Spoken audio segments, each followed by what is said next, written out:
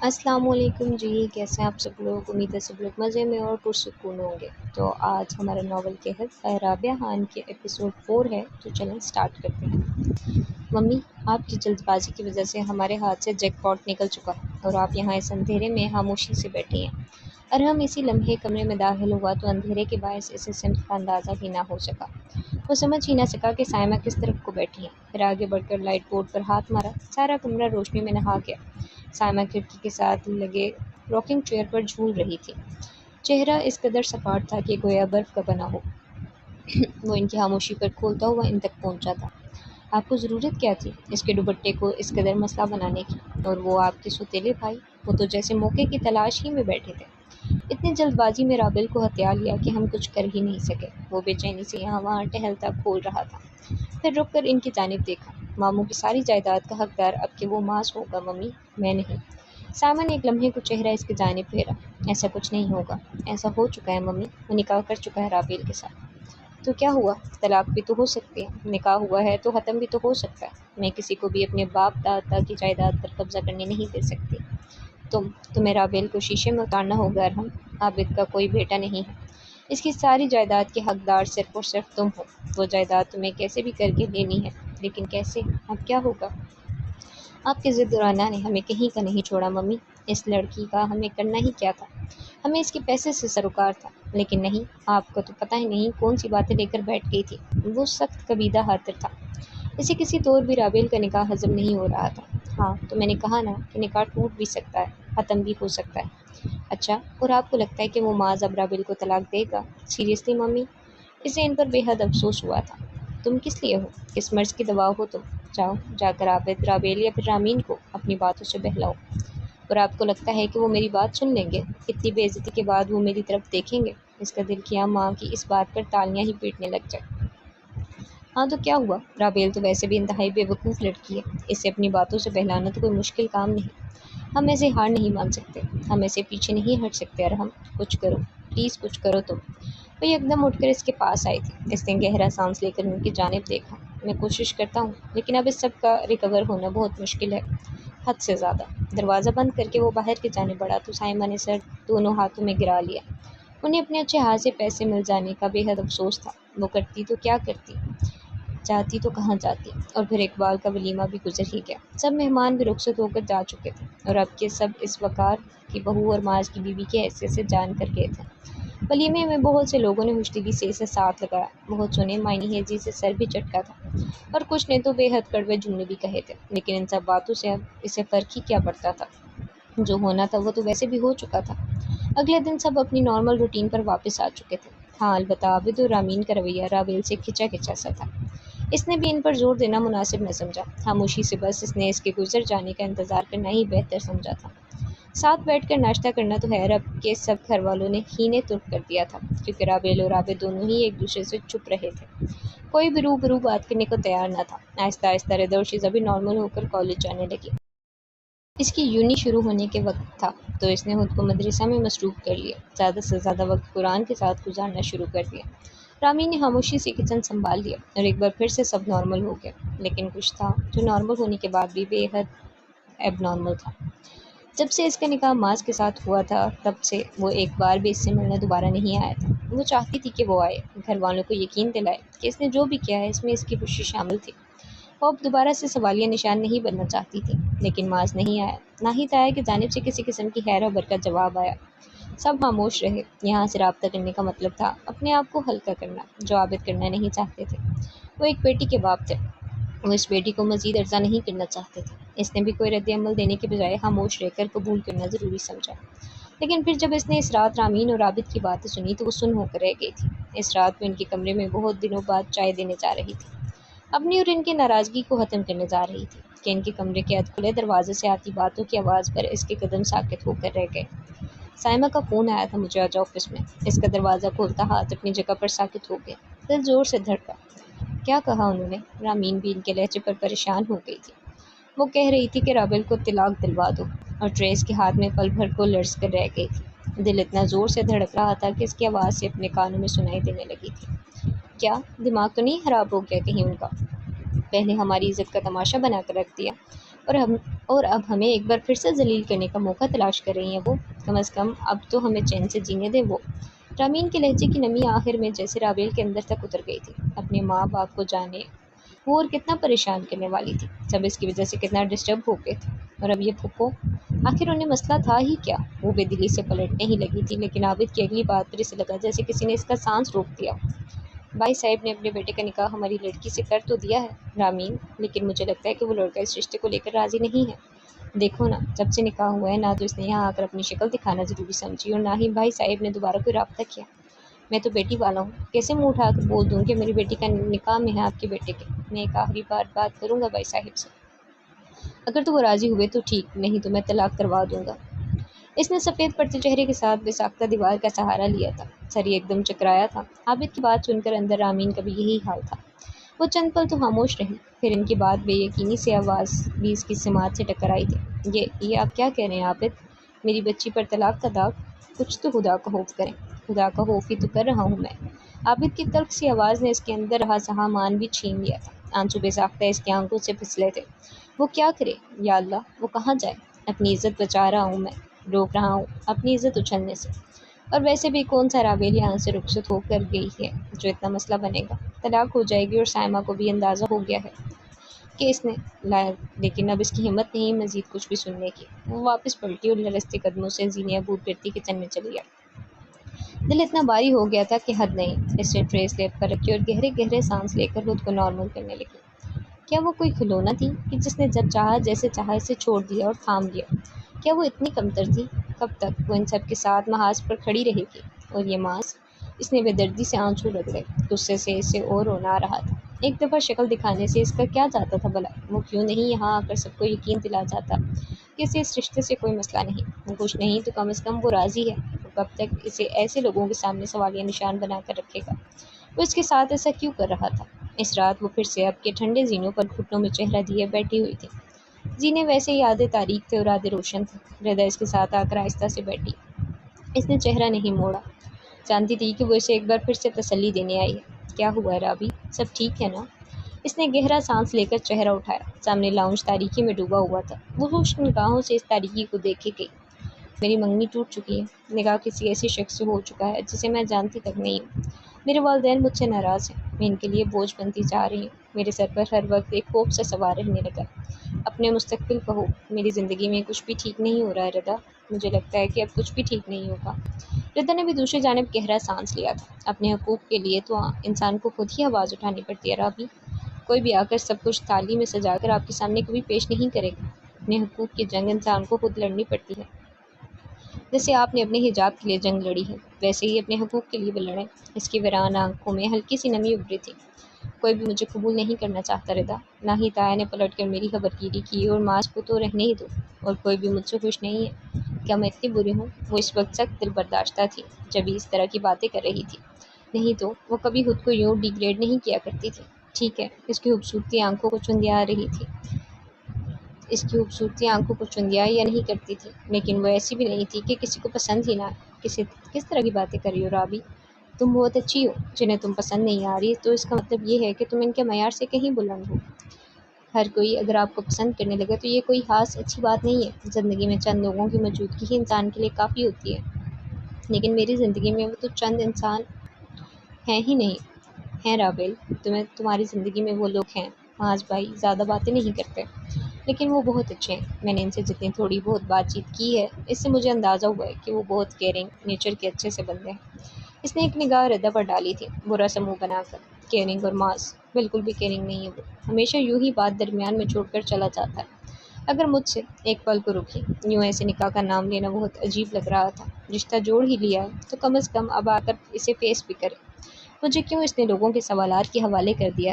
اسے اندازہ بھی نہیں ہے کہ وہ اس سے ناراض ہے۔ ردا نے مسکرا کر اس کا بازو سہلایا۔ اگر وہ نہیں آ رہا تو تم خود اس سے ملنے چلی جاؤ رابی۔ اس نے چونک کر اس کی جانب دیکھا تھا۔ کیا مطلب؟ میں نہیں، کیسے جا سکتی ہوں میں؟ کیوں؟ تم کیوں نہیں جا سکتی؟ مطلب میں خود اس رشتے کے بارے میں بات کرنے کے لیے وہاں پہنچ جاؤں؟ کیسے اندازہ نہیں کہ ہمارے مابین رشتے کا؟ اسے ردا کا آئیڈیا بالکل بھی پسند نہیں آیا تھا۔ وہ کیسے منہ اٹھا کر جا سکتی تھی؟ رابی، یہ رشتہ تمہارے لیے ہر چیز سے زیادہ اہم ہونا چاہیے۔ مضبوط بنو، اپنے حق کے لیے بات کرنا سیکھو۔ کسی بھی تیسرے بندے کے بات کرنے سے پہلے معاذ بھائی سے خود بات کرو۔ رشتہ کبھی بھی یوں دب کر اور چھپ کر پروان نہیں چڑھتے۔ رشتوں کو مضبوط کرنے کے لیے بات کرنی پڑتی ہے، ہاں یا نہ کہہ کر دو ٹوک جملوں کا تبادلہ کرنا پڑتا ہے۔ یہ ایسے نہیں ہوتا کہ اپنے جھجک میں آ کر تم رشتوں کی بات ہی نہ کرو۔ بابا، پھپھو یا پھر ارحم بھائی کی بات کرنے سے پہلے تمہیں خود معاذ بھائی سے بات کرنی چاہیے۔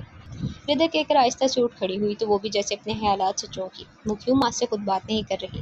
وہ کیوں کسی دوسرے یا پھر تیسرے بندے کے انتظار میں ہے؟ وہ جو بالکل ٹو دی پوائنٹ بات کرنے والا تھا، کیا اسے کسی بھی طرح یوں درمیان میں لٹکائے گا؟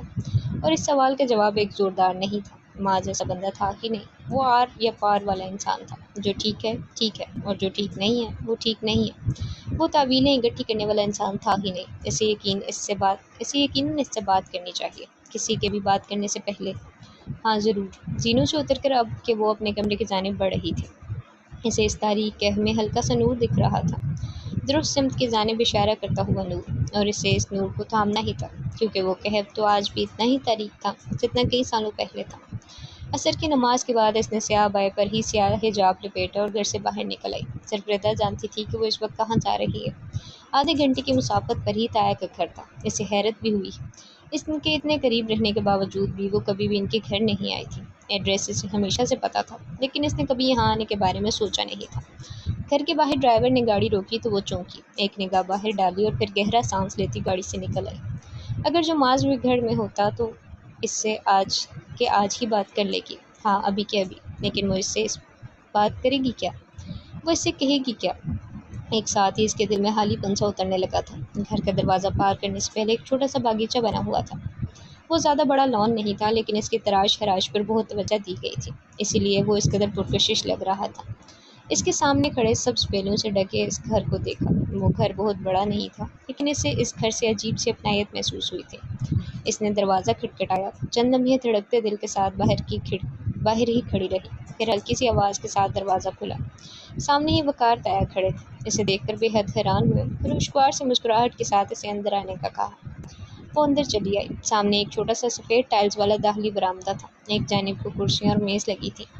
اندر کو جاتی ایک راہداری تھی، جس سے گزر کر آگے لاؤنج نظر آتا تھا۔ وہ خاموشی سے ہر جانب دیکھتی تایا کے پیچھے چلی آئی۔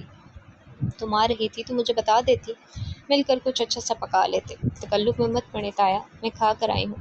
ارے میری بیٹی پہلی دفعہ اپنے گھر آئی ہے، اتنا تکلف تو خیر بنتا ہی ہے، اور ویسے بھی تکلف کیسا، یہ اپنا گھر ہے تمہارا، جب چاہے آؤ اور جو چاہے پکا کر کھاؤ۔ وہ آخر میں ہنسے، انہیں جیسے اپنی ہی بات نے مزہ دیا تھا، لیکن رابیل کو ان کی ہنسی اس سمے بہت نم محسوس ہوئی تھی۔ ان کی آنکھوں کا گلابی پن ان کے کافی دیر تک رونے کا گماس تھا۔ اس نے آس پاس نگاہ گھمائی۔ LED کے ساتھ ہی ایک تصویر رکھی تھی، ایک انتہائی مکمل تصویر۔ اس نے آگے بڑھ کر اس تصویر کو اٹھایا، نگاہوں کے قریب کر کے اسے دیکھا۔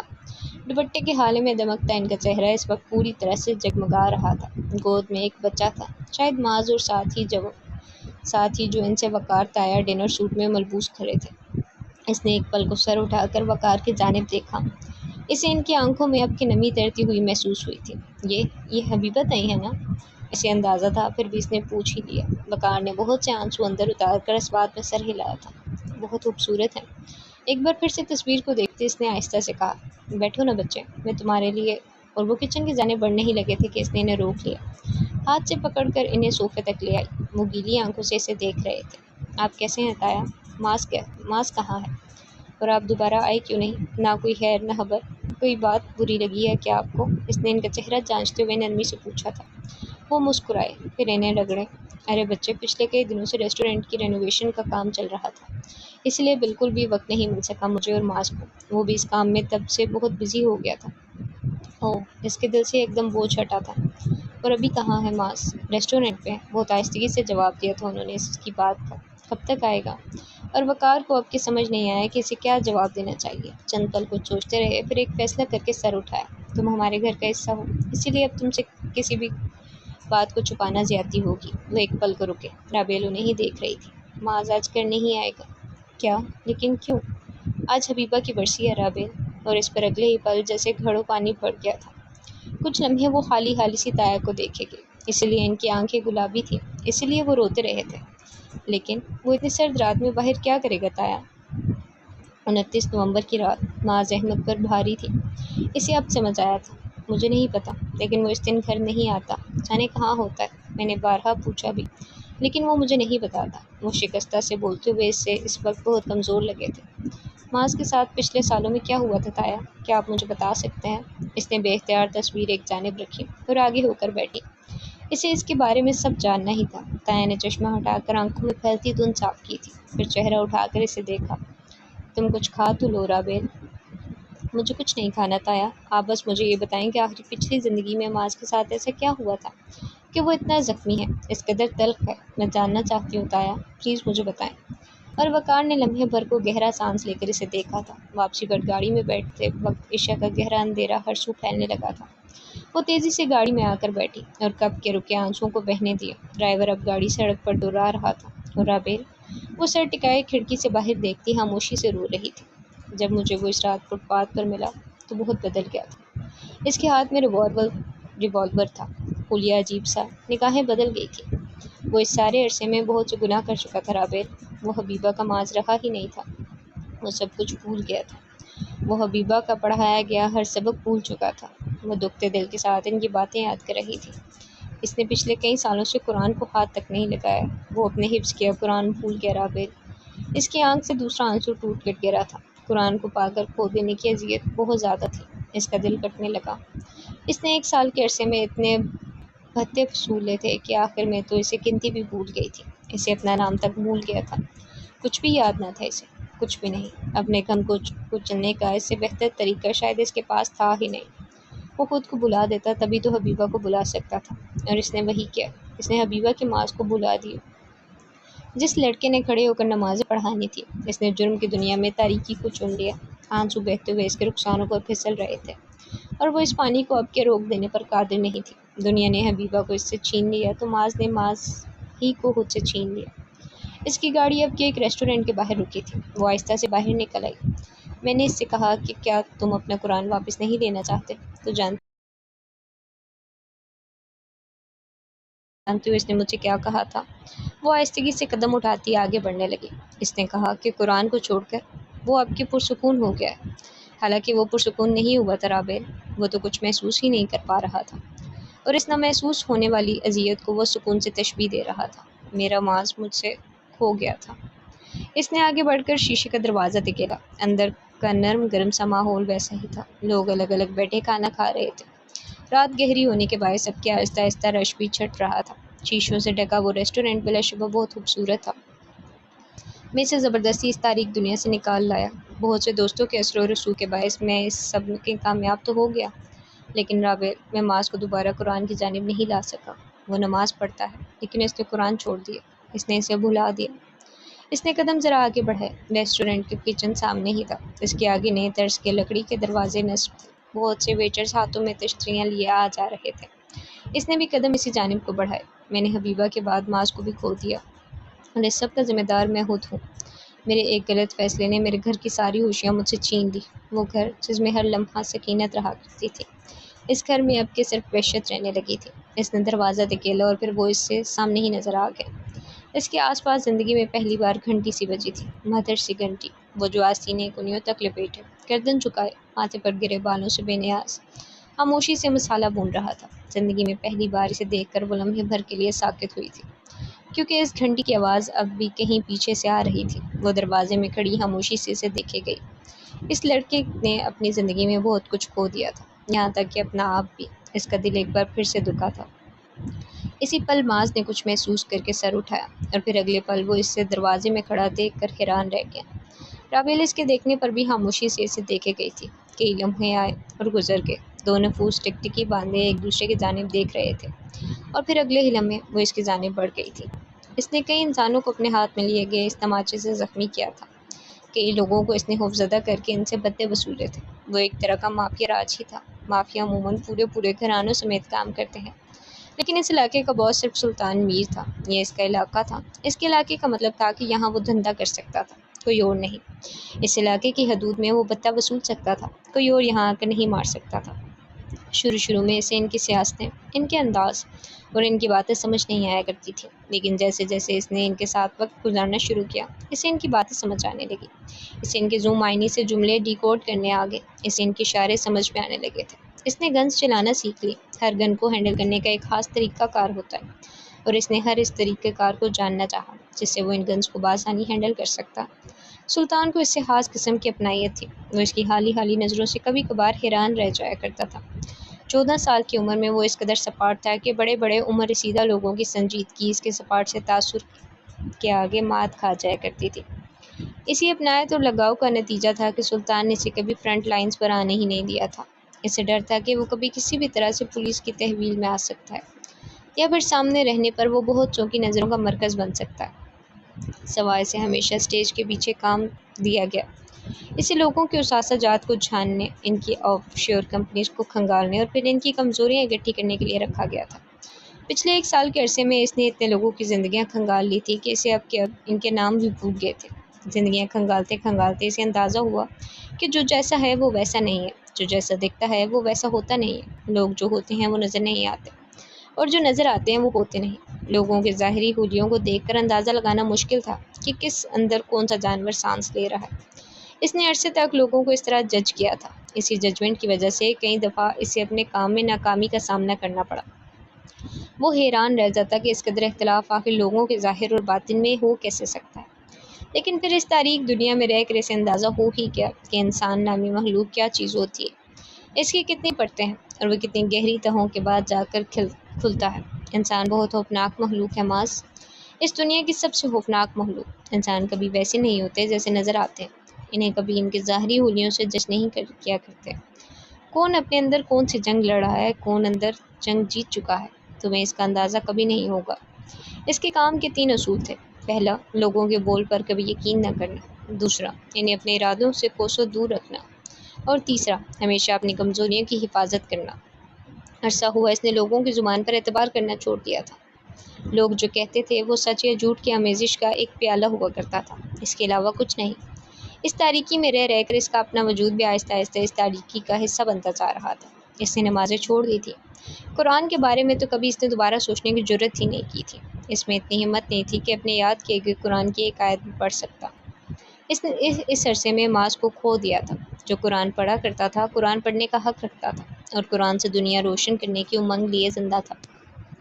اب کا معاذ تو بس خاموشی سے دیوار کے ساتھ کمر ٹکائے سیاہی میں گھومتا رہتا۔ اس کا بولنا نہ بولنے کے برابر ہو گیا۔ کوئی اس سے سوال کرتا تو وہ جواب دے دیتا، اور بس۔ اسے آگے سے باتیں کرنے کا کوئی شوق نہیں تھا، اسے لوگوں میں دلچسپی نہیں تھی۔ کئی دفعہ اس نے اپنے آپ کو ان لوگوں سے بدلہ لینے سے روکا جس نے اس کی زندگی برباد کی تھی۔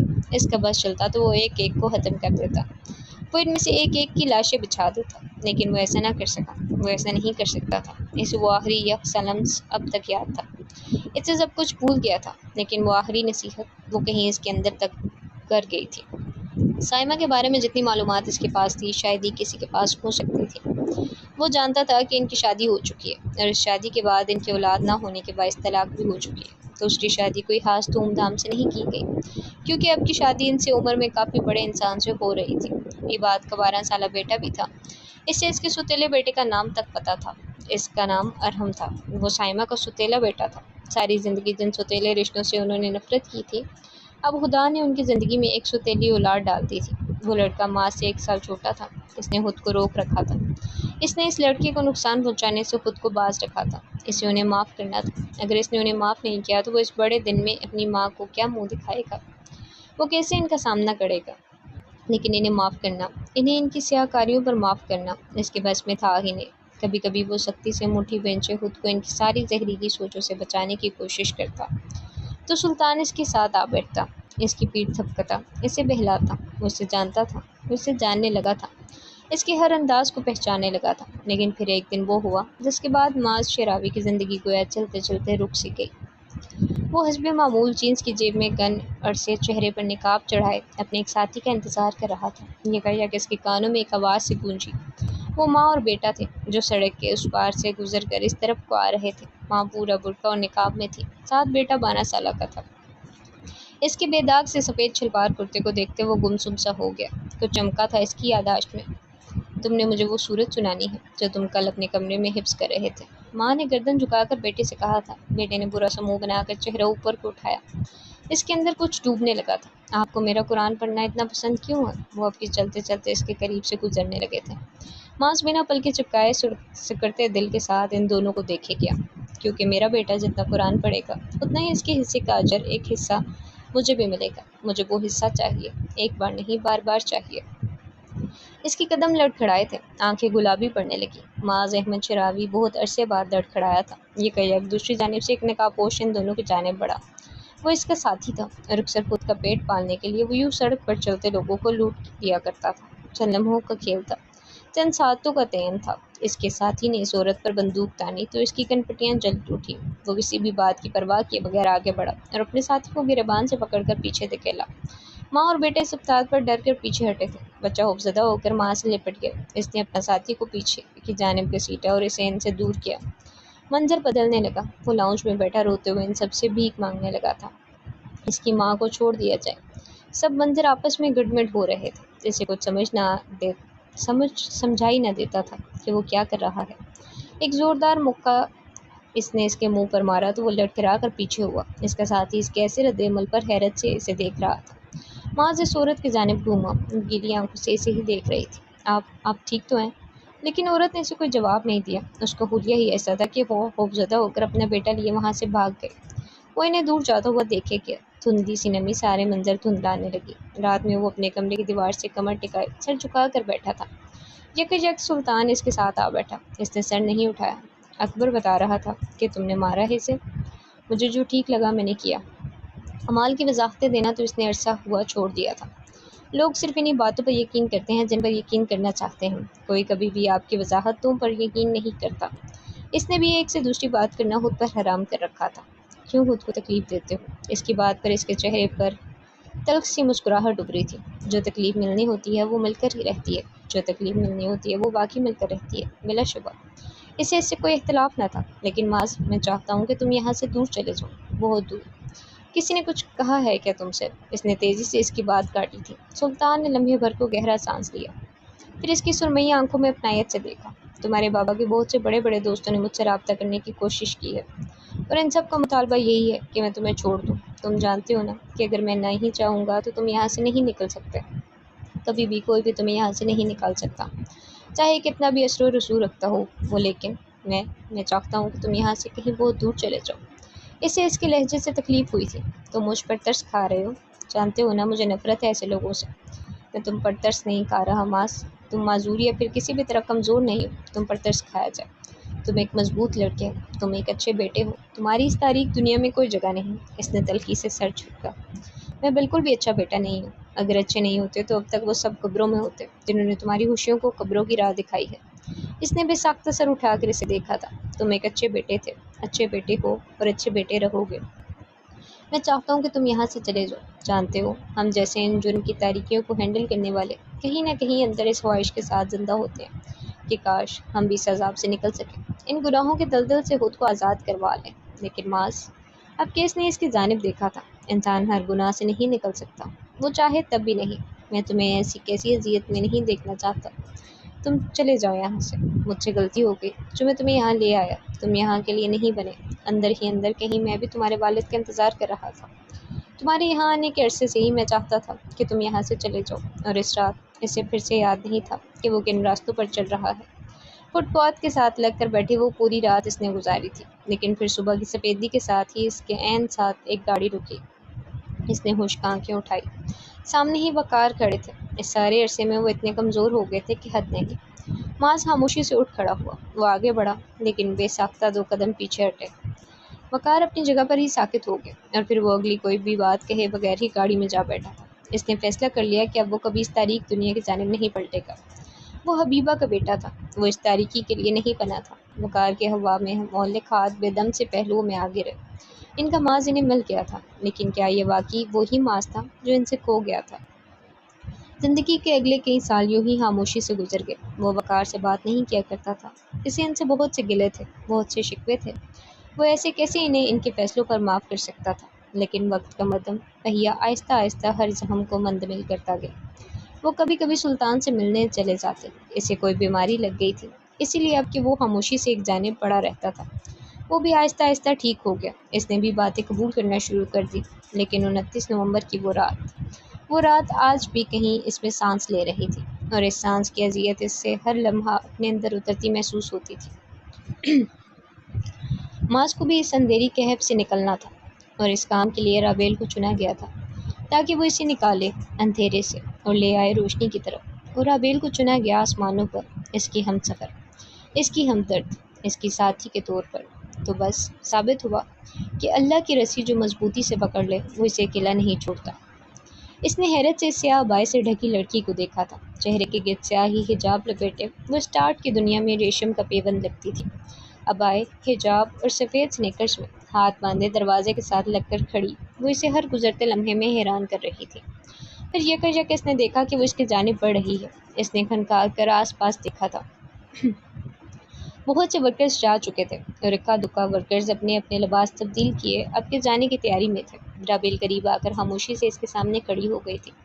اس نے ایک بار پھر سے آس پاس دیکھا۔ ورکرز کے لیے آنکھوں میں واضح تنبیہ تھی۔ دیکھتے ہی دیکھتے سب ورکرز جلدی جلدی باہر نکلے تو وہ دونوں تنہا رہ گئے۔ یہاں کیوں آئی ہو؟ مسالہ بھون چکا تھا۔ اس نے اس کی آنچ بند کرتے ہوئے سرسری سا پوچھا۔ آنکھوں میں سے دیکھ کر آ جانے والی حیرت کو اس نے اب کے یوں چھپایا تھا۔ کیونکہ تم مجھے گھر پر نہیں ملے تھے تو میں یہاں چلی آئی۔ وہ اسے ہی دیکھ رہی تھی۔ کتھئی آنکھوں کا محترم سا تاثر اب تک اس کی آنکھوں میں چمک رہا تھا۔ ماس نے اس کی بات پر چہرہ اس کی جانب پھیرا، آئی برو سوالیت سے گٹھا کیے۔ تم گھر کیوں گئی تھی؟ تم سے ملنے؟ اس کی صاف گوئی پر ماس لمحے بھر کو حیران ہوا تھا۔ میں مصروف ہوں فی الحال۔ یہ ایک طرح سے وضاحت تھی کہ میں ابھی تم سے بات کرنے کے موڈ میں ہرگز نہیں ہوں، اسی لیے تم جا سکتی ہو۔ لیکن رابیل نہیں ہلی، ویسے ہی ہاتھ باندھے اسے دیکھے گئی۔ تھوڑی سی بات کرنی ہے۔ تھوڑی سی بات بھی نہیں کرو گے؟ چہرہ ذرا آگے نکال کر اسے دیکھنا چاہا۔ ماز نے ایک بار پھر سے اسے دیکھا تھا۔ کتھئی آنکھوں میں جگمگاتی امید لیے وہ اسی کو دیکھ رہی تھی۔ کیا وہ اس سے انکار کر سکتا تھا؟ اوکے، سن رہا ہوں، کہو۔ اس نے سر ہلا کر اسے اجازت دیتے ہوئے مسالہ ایک ڈونگے میں نکالا۔ رابیل چند لمحے تو خاموش رہی، پھر اداسی سے نظریں اپنے قدموں پر جھکائی۔ کیا تم اس رشتے کے لیے راضی نہیں ہو ماز؟ اس کے کام کرتے ہاتھ لمحے بھر کو ساکت ہوئے تھے۔ یقیناً یہ اندازہ بھی تم نے ہی قائم کیا ہوگا۔ رابیل، تم اپنے اندازے اپنے پاس رکھو۔ ہاں یا نہیں ماز؟ مجھے ہاں یا نہیں میں جواب چاہیے۔ اور اس کے ایسے انداز پر اس نے پین رکھ کر اس کی جانب ایک لمحے کو دیکھا تھا۔ وہ اسے نہیں دیکھ رہی تھی، اس کی نگاہیں اپنے قدموں پر جھکی تھیں۔ یقیناً وہ اپنی عزت نفس پر پیر رکھ کر یہ بات یہاں کرنے آئی تھی۔ ہاں، میں راضی ہوں اس رشتے کے لیے۔ اور کچھ؟ اس کی بات پر اس نے بے اختیار سر اٹھایا تھا۔ وہ اب کے سارے برتن سنک میں دھونے کے لیے جمع کرنے لگا تھا۔ واقعی؟ اس نے کندھے اچکائے تھے۔ وہ پاس چلی آئی، بے یقین نگاہیں اب تک اسے تک رہی تھی۔ مجھے جھوٹ بولنے کی کوئی ضرورت نہیں ہے رابیل۔ تو پھر تم گھر کیوں نہیں آ رہے؟ مصروف تھا پچھلے دنوں بہت زیادہ۔ پھر بھی تمہیں کچھ تو خیال کرنا چاہیے ہمارے مابین رشتے کا۔ اسے ایک دم سے اس پر بہت غصہ آیا تھا۔ لوگ اس کے پیچھے اس کے ساتھ کیا کیا کرنے کو تیار بیٹھے تھے، اور یہاں وہ اپنے کاموں میں مصروف تھا۔ ماس نے ایک نظر اسے دیکھا، کوپ زدہ سی نظر تھی وہ۔ اب مجھے تنگ نہ کرو اور جاؤ، میں کہیں نہیں جا رہی۔ پہلے مجھے بتاؤ کہ تم اتنے غافل کیسے ہو سکتے ہو؟ اللہ تعالیٰ دیکھ رہے ہیں تمہیں، اور وہ تمہیں گناہ دیں گے تمہاری حرکتوں پر، سمجھے؟ آخر میں ذرا بلند آواز سے کہا تھا۔ ماز نے بیزار سی سانس خارج کی، پھر ہاتھ دھو کر جھٹکے سے اور اسے بازو سے پکڑ کر درمیان میں لگے میز کی اطرافی کرسی پر لا بٹھایا۔ اب یہاں بیٹھو اور مجھے ڈسٹرب مت کرو۔ میں تمہیں ڈسٹرب کر رہی ہوں کہ تم مجھے عجیب ہو بالکل۔ ایک تو میں یہاں تم سے بات کرنے آئی ہوں، جناب کو خود تو کوئی ہوش تھا نہیں، اور اوپر سے اب یہ نخرے۔ دیکھو ماس، میں وہ لڑکی نہیں ہوں جو ہر وقت تمہارے نخرے اٹھاتی رہوں گی۔ میں ایک مضبوط لڑکی ہوں، کچھ الٹا سیدھا کرو گے تو تمہیں 1 منٹ میں ٹھیک بھی کر دوں گی۔ وہ وہاں بیٹھے بیٹھے بھی باز نہیں آئی تھی۔ ماز نے زور سے پلیٹ سلیب پر رکھی تھی۔ تمہیں تھوڑا سا بھی احساس ہے کہ تم کیا کر رہے ہو؟ تمہیں تھوڑا سا بھی اندازہ ہے کہ تم لوگ میرے ساتھ تمہارے پیچھے کیا کر رہے ہیں؟ لیکن تمہیں اس سے کیا؟ تم کرتے رہو اپنے کام، میں تو جاؤں بار میں۔ ماز اب کے اس حوالے پر لمحے بھر کو اس کی جانب پلٹ کر دیکھا تھا۔ وہ پانی پانی سی آنکھوں سے اسے ایسے ہی دیکھ رہی تھی۔ کیا اسے پتا تھا کہ وہ اس سے گلہ کر رہی ہے؟ کیا وہ جانتی تھی کہ وہ بہت جلدی آگے بڑھ رہی ہے؟ وہ جانتی نہیں تھی یا پھر معصوم تھی؟ ماز کو سمجھ نہیں آیا۔ وہ اس رشتے کو وقت دینا چاہتا تھا، وہ جلد بازی نہیں کرنا چاہتا تھا۔ اس کے گھر بھی وہ اسی لیے نہیں گیا تھا کیونکہ وہ فی الحال اسے بھی وقت دینا چاہتا تھا کہ وہ اس رشتے کو قبول کر لے۔ اسے پتا تھا کہ وہ حساس ہے، یہ سب قبول کرنے کے لیے اسے وقت درکار تھا۔ لیکن پھر وہ کیا بات تھی جو اسے یہاں تک کھینچ لائی تھی؟ کیا کوئی مسئلہ تھا اسے؟ وہ اس کے چہرے کو چند لمحے چانچتا رہا تو رابیل نے بے سے نظریں چرائی تھی۔ یوں لگتا تھا کہ اگر وہ مزید اسے دیکھتے رہی تو وہ اس کے اندر کا حال پڑھ لے گا، اور ابھی وہ اسے اتنا اندر نہیں اتارنا چاہتی تھی۔ اتنی جلدی کیسے وہ اسے اپنے دل تک رسائی کی اجازت دے سکتی تھی؟ لیکن کچھ تھا جو بلا اجازت ہی اس کے دل میں داخل ہونے لگا تھا۔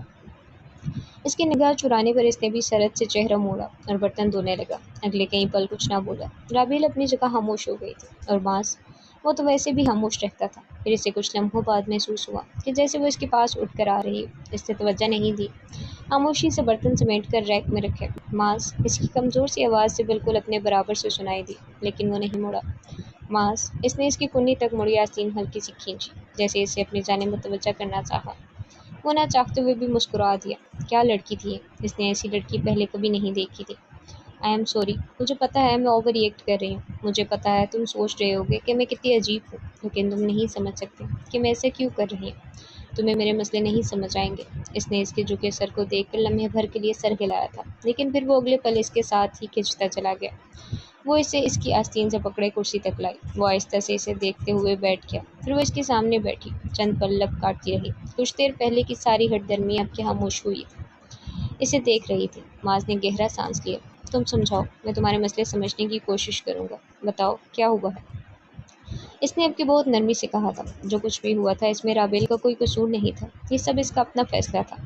ایک بات بتاؤ، ہور کا کیا مطلب ہوتا ہے؟ اور وہ جو اس کے مسئلے سننے کے لیے خود کو تیار کر چکا تھا، لمحے بھر کو ناسمجھی سے پیچھے ہوا۔ یہ کس نے کہا تمہیں؟ اسے پتا تھا کہ خاندان میں کہیں دور دور تک کوئی بھی پٹھان نہیں، صرف اس کی دادی ہی پٹھان تھی، جس کی وجہ سے وقار کو پشتو آتی تھی۔ ان کے علاوہ کوئی بھی اس زبان سے واقف نہ تھا، لیکن ابھی رابیل کے منہ سے یہ لفظ سن کر وہ لمحے بھر کو حیران ہوا تھا۔ وقار تایا تمہیں کہہ رہے تھے، اس کا مطلب ہوتا ہے بہت اچھا لڑکا۔ مزے سے کندھے اچکا کر جواب دیا۔ رابیل نے مشکوک سے اسے دیکھا۔ لیکن انہوں نے بہت غصے میں کہا تھا تمہیں، یہ اس کا مطلب نہیں ہو سکتا۔ اور اس کے جواب پر وہ چہرہ جھکا کر خاموشی سے ہنس دیا۔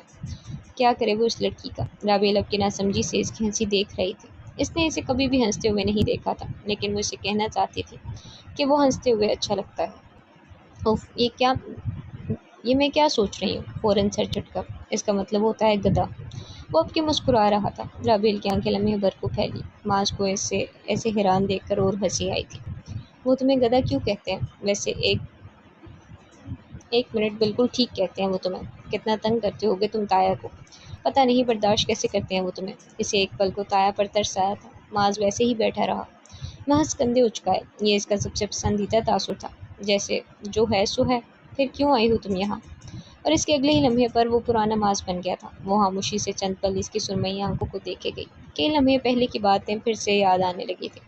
تم اس رات گھر کیوں نہیں جاتے ماس؟ اور پھر وہ جو لاپرواہی سے بیٹھا تھا چونکا، اسے دیکھا۔ وہ اس کے چونکنے پر بھی نہیں چونکی تھی، ویسے ہی اسے دیکھے گئی۔ یہ کس نے؟ وہ کہتے کہتے رک سا گیا۔ لمحے بھر میں سمجھ آیا تھا کہ اسے کہ یقیناً بابا ہی نے اسے اس بارے میں بتایا تھا۔ ان سے تو خیر وہ بعد میں نپٹے گا، پہلے رابیل سے حساب برابر کر لے۔ دیکھو رابیل، کچھ معاملات میں کسی کو بھی بات کرنے کی اجازت نہیں دیتا ہوں، حتیٰ کہ بابا کو بھی نہیں۔ تو بہتر ہے کہ تم مجھ سے اس بارے میں کوئی تفتیش مت کرو، کیونکہ میری زبان بہت کڑوی ہے۔ لوگوں کے حلق سے کئی دنوں تک ان جملوں کی کرواہٹ نہیں جاتی۔ وہ بہت بے رحمی سے بول رہا تھا۔ رابیل کی آنکھوں میں پانی سا بھر رہا۔ اس کے یہاں تک پہنچ جانے میں اس کے گھر والوں کا ایک بہت بڑا کردار رہا تھا۔ وہ ان سب کی غلطیوں کا ازالہ کرنا چاہتی تھی۔ وہ ان سب کی طرف سے اس سے معافی مانگنا چاہتی تھی۔ تم نے یہ قرآن کیوں چھوڑ دیا ماس؟ اس نے بہت دکھی دل کے ساتھ یہ سوال کیا تھا۔ ماس نے بے بسی سے اسے دیکھا۔ پچھلے کئی سالوں میں کسی نے اس سے یہ سوال کرنے کی جرأت نہیں کی تھی۔ کوئی یہ جرأت کر ہی نہ سکا تھا۔ اور ایک یہ لڑکی تھی جسے وہ ٹھیک سے جانتا بھی نہیں تھا۔ وہ اس کے سامنے بیٹھی اس سے وہ باتیں پوچھ رہی تھی کہ جن باتوں کو اس نے خود سے بھی چھپایا تھا۔ رابیل میں جانتی ہوں ماس، تاریخ کہف کی اذیت کیا ہوتی ہے۔ مجھے پتہ ہے کہ اس سیاہی میں انسان کی خوفزدہ سی آواز کہف کی دیواروں سے پلٹ کر واپس آ جایا کرتی ہے۔ کوئی بھی لرزتے وجود پر اس سمے چادر ڈالنے والا نہیں ہوتا۔ کوئی انسان اس پکار پر نہیں آتا ہے ماس۔ ہمیں خود میں خود ہی سمٹ کر خود کی ڈھارس بندھانی ہوتی ہے۔ تنگ و تاریک کہف کا سفر آسان نہیں ہوتا ماس، قدموں کے ساتھ ساتھ رخ تک زخمی ہو جاتی ہے۔ وہ اسے نہیں سن رہی تھی، وہ اسے سنا رہی تھی۔ اس کا سرمئی سا ارتکاز لمحے بھر میں گلابی ہو گیا۔ وہی سیاہ رات ہر سو پھیلنے لگی تھی، دل سکڑنے لگا تھا۔ میرے گھر والوں نے تمہارے ساتھ اچھا نہیں کیا ماس، ہماری جہالت کی وجہ سے تم نے تائی کو کھو دیا۔ تم نے اپنی زندگی ہماری وجہ سے کھو دی، ہم بہت برے لوگ ہیں، ہم کسی بھی طرح معافی کے قابل نہیں ہیں۔ لیکن ایک بات جو مجھے یہاں تک کھینچ لائی وہ تمہارا ضرب تھا۔ تم میں اتنا ضرب کہاں سے آ گیا کہ دشمن کے گھر کی بیٹی سے تم نے نکاح کر لیا؟ تم نے کیوں وقت آنے پر میرے بابا، چچا اور پھپھو کو ذلیل نہیں کیا؟ تم نے کیوں اس گھر کی بیٹی سے نکاح کر کے ان کی عزت بچا لی؟ تم اتنے اعلیٰ ضرب کیسے ہو سکتے ہو؟ اور وہ بے وقوف سی لڑکی اب کی کیسی دل دہلا دینے والی باتیں کر رہی تھی۔ معاذ نے آنکھیں لمحے بھر کو موند کر چہرہ دوسری جانب پھیرا۔ اسے ابھی جواب دینے کا مطلب تھا اسے ہرٹ کرنا، اور وہ اس لڑکی کو ہرٹ نہیں کرنا چاہتا تھا۔ وہ اسے ہرٹ کرنے کا سوچ کر ہی ہرٹ ہونے لگا تھا۔ اوف، یہ کیا ہو رہا تھا اس کے ساتھ؟ تم مجھ پر اپنا غصہ اتار لو معاذ، میں مجرم کی بیٹی ہوں، میں اس گھر کی بیٹی ہوں جس گھر نے تم سے تمہارا سب کچھ چھین دیا۔ تم مجھے اس رشتے میں باندھ کر اپنا بدلہ لے لو، لیکن خود کو یوں اذیت مت دو، اتنا خاموش مت رہو کہ اندر پلتا یہ ناسور تمہیں اندر ہی اندر کھا جائے۔ تمہیں ہوش رہنے کا حق ہے، تمہیں قرآن پڑھنے کا حق ہے، اپنے آپ کو یوں ضائع مت کرو۔ اس نے دونوں ہاتھ چہرے پر پھیرے، جیسے اپنے چہرے پر پھیلے تکلیف دہ سے تاثر کو زائل کرنا چاہا۔ رابعہ دلگر فتح سی اسے ہی دیکھ رہی تھی۔ کاش کہ وہ اس کا قرآن اسے واپس لوٹا سکتی، کاش کہ وہ اس کے لیے کچھ کر سکتی۔ اس نے لمحے بھر کو سر اٹھایا، اس کی قطعی آنکھوں کے نم سے کانچ کو دیکھا۔ تمہارا کوئی قصور نہیں ہے اس سب میں۔ اور جب بولا تو آواز بھاری تھی، جیسے اس کے حلق میں بہت کچھ سا اٹکا ہو۔ میں نے قرآن اس لیے چھوڑ دیا کیونکہ میں قابل نہیں ہوں اس کے۔ میں نے اتنی سیاہی میں وقت گزار لیا ہے کہ میرا دل اب اس کی جانب سے سخت ہو چکا ہے، مجھے کچھ بھی محسوس نہیں ہوتا۔ رابعہ اسے چند لمحے یوں ہی دیکھتی رہی، اور پھر جب اس کے لب ہلے تو ان سے وہ متھر لفظ بہنے لگے، پھر سخت ہو گئے دل تمہارے۔ اور اس کی اگلی بات پر اس نے بے یقینی سے سر اٹھایا تھا۔ وہ اس کی ساکت پتلیوں کو اپنی پتلیوں کی قید بنی ہے، زیر لب بہت مدھم آواز سے پڑھ رہی تھی۔ اس کے بعد معاذ کا چہرہ ایک دم سفید ہوا تھا، لیکن وہ پھر بھی پڑھتی رہی۔ وہ اسے روکنا چاہتا تھا، لیکن وہ اسے نہیں روک سکا۔ عرصے بعد کسی نے اس پر قرآن پڑھا تھا، تو وہ ہیں پتھروں کی مانند یا ان سے بھی زیادہ سخت۔ وہ سائیں وجود لیے اسے دیکھے گیا۔ اس کی ساکت پتلیوں کے آس پاس اب کے سرخ ڈورے چمکنے لگے تھے۔ باہر برستے قہر سے بے نیاز وہ دونوں اس کچن میں جم کر ایک دوسرے کی جانب دیکھ رہے تھے۔ اس کے سیاہ قہر میں یکدم بہت سا نور پگھل کر گرا، اور تحقیق کچھ پتھر البتہ وہ ہیں کہ پھوٹتی ہیں ان سے نہریں۔ رابعہ کی آنکھ سے ایک آنسو ٹوٹ کر گرا تھا۔ اس کا اپنا تاریک سا قہر بھی ان آیات کے نور سے جگمگانے لگا تھا، اور بلا شبہ کچھ ان میں سے البتہ وہ ہیں جو پھٹ پڑتے ہیں تو نکلتا ہے ان میں سے پانی۔ اور معاذ کے ہاتھ بے دم سے ہو کر اس کے پہلوؤں پر گرے تھے۔ وہ بے بسی سے اس کی مدر آواز کو سنے گیا، وہ جو کہتا ہے کہ ساری زندگی قرآن کو ہاتھ نہ لگا سکے گا۔ آج رابعہ نے ایک ہی آیت میں اس کی ساری تعویلیں اکھاڑ کر پھینک دی تھی۔ کچھ ان میں سے البتہ وہ ہیں جو گر پڑتے ہیں اللہ کے ڈر سے۔ اس کی آواز آیت کا یہ حصہ پڑھتے ہوئے کانپی تھی، یوں لگتا تھا گویا قرآن اس کے دل پر اتر رہا ہو۔ اس کا دل لرز رہا تھا۔ اسے آج سمجھ آیا تھا کہ اگر یہ قرآن کسی پہاڑ پر نازل کیا جاتا تو وہ اس کے خوف سے کیوں دب جاتا، اور نہیں ہے اللہ غافل اس سے تم عمل کرتے ہو۔ چند پل ان میں سے کوئی بھی کچھ نہ بولا۔ کسی میں اتنی ہمت نہیں تھی کہ اگلا کوئی بھی جملہ بول سکتا۔ معاذ حالی سے اسے دیکھتا رہا۔ اس ایک آیت میں اس نے معاذ کو پچھلی زندگی کھول کر رکھ دی تھی۔ اس ایک آیت نے اس کے دل کو نرم کر دیا تھا۔ بس ایک آیت نے اس کے کہف کو روشن کر دیا تھا۔ اور ایک وہ تھا جو عرصے سے خود کو دھوکہ دے رہا تھا۔ اللہ کے قرآن کی بس ایک آیت نے اس کی زندگی بھر کے دھوکے کو دھول بنا کر اڑا دیا تھا، اسے گھٹنوں کے بل گرا دیا تھا۔ کیسے اسلام کے سب سے بڑے دشمن اسے سن کر سجدے میں چلے جایا کرتے تھے۔ وہ کلام ہی ایسا تھا، عاجز کر دینے والا، مبہوت کر دینے والا۔ رابعہ نے سر جھکا رکھا تھا، پھر چہرہ اٹھایا تو اس کی نم سی آنکھیں سامنے آئی۔ جانتے ہو معاذ، اس آیت کا پس منظر کیا ہے؟ بنی اسرائیل اللہ کی بہت پسندیدہ قوم تھی۔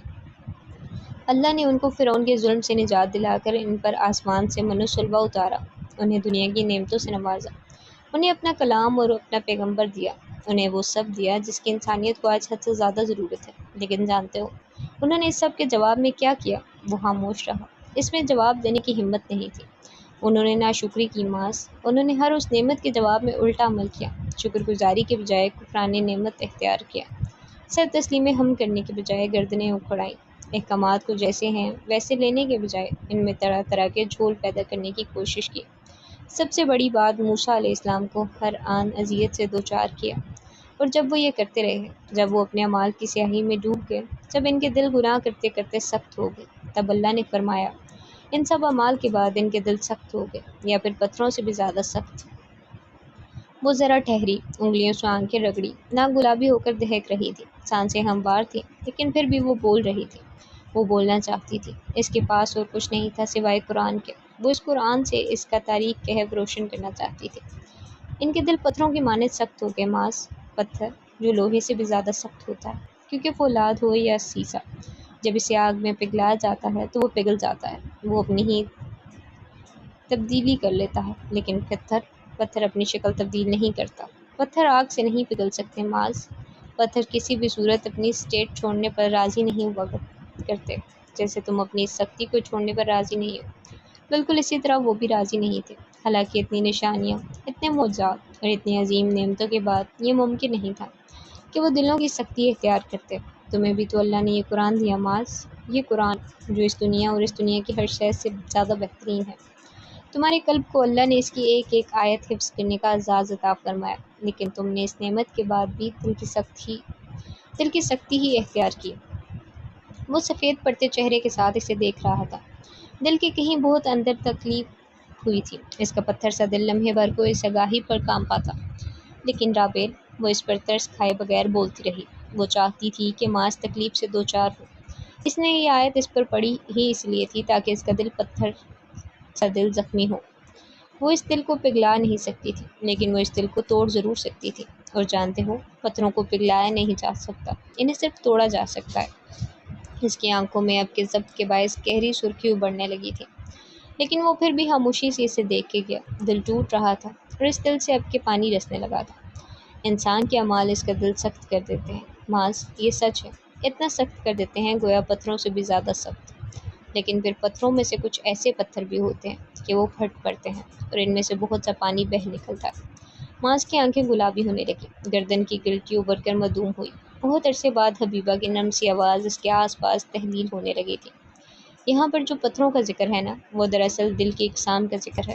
کچھ دل تو ایسے ہوتے ہیں جو پتھروں سے بھی زیادہ سخت ہوتے ہیں، جیسے کہ تمہیں لگتا ہے کہ تمہارا دل اب ہو چکا ہے، لیکن پھر دلوں میں سے کچھ دل وہ بھی ہوتے ہیں جو آزمائش کی ذرا سی لرزش پر ٹوٹتے ہیں اور ان سے نہریں بہہ نکلتی ہیں، پانی، بہت سارا پانی۔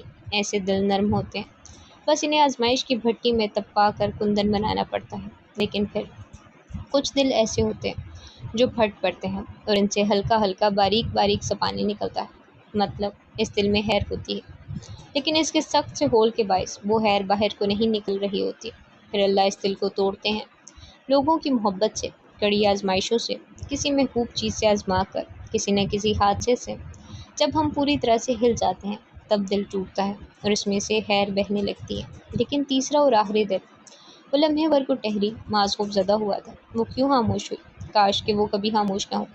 اس کے بے چین دل کو ان لفظوں سے سکون مل رہا تھا، بے حد سکون۔ یہ وہ دل ہوتا ہے معاذ جس میں اسلام تو ہوتا ہے مگر ایمان نہیں ہوتا۔ ایمان اور اسلام دو الگ الگ باتیں ہیں۔ کچھ لوگ اسلام لے آتے ہیں، ایمان نہیں لاتے۔ اسلام کا مطلب ہوتا ہے زبان سے اقرار، لیکن اعضاء و جرح، ان کا احکامات پر عمل نہ کرنا۔ اور ایمان کا مطلب ہوتا ہے دل کے پختہ ارادے کے ساتھ اللہ پر ایمان لانا اور پھر اس کی خوشنودی کے کام بچا لانا۔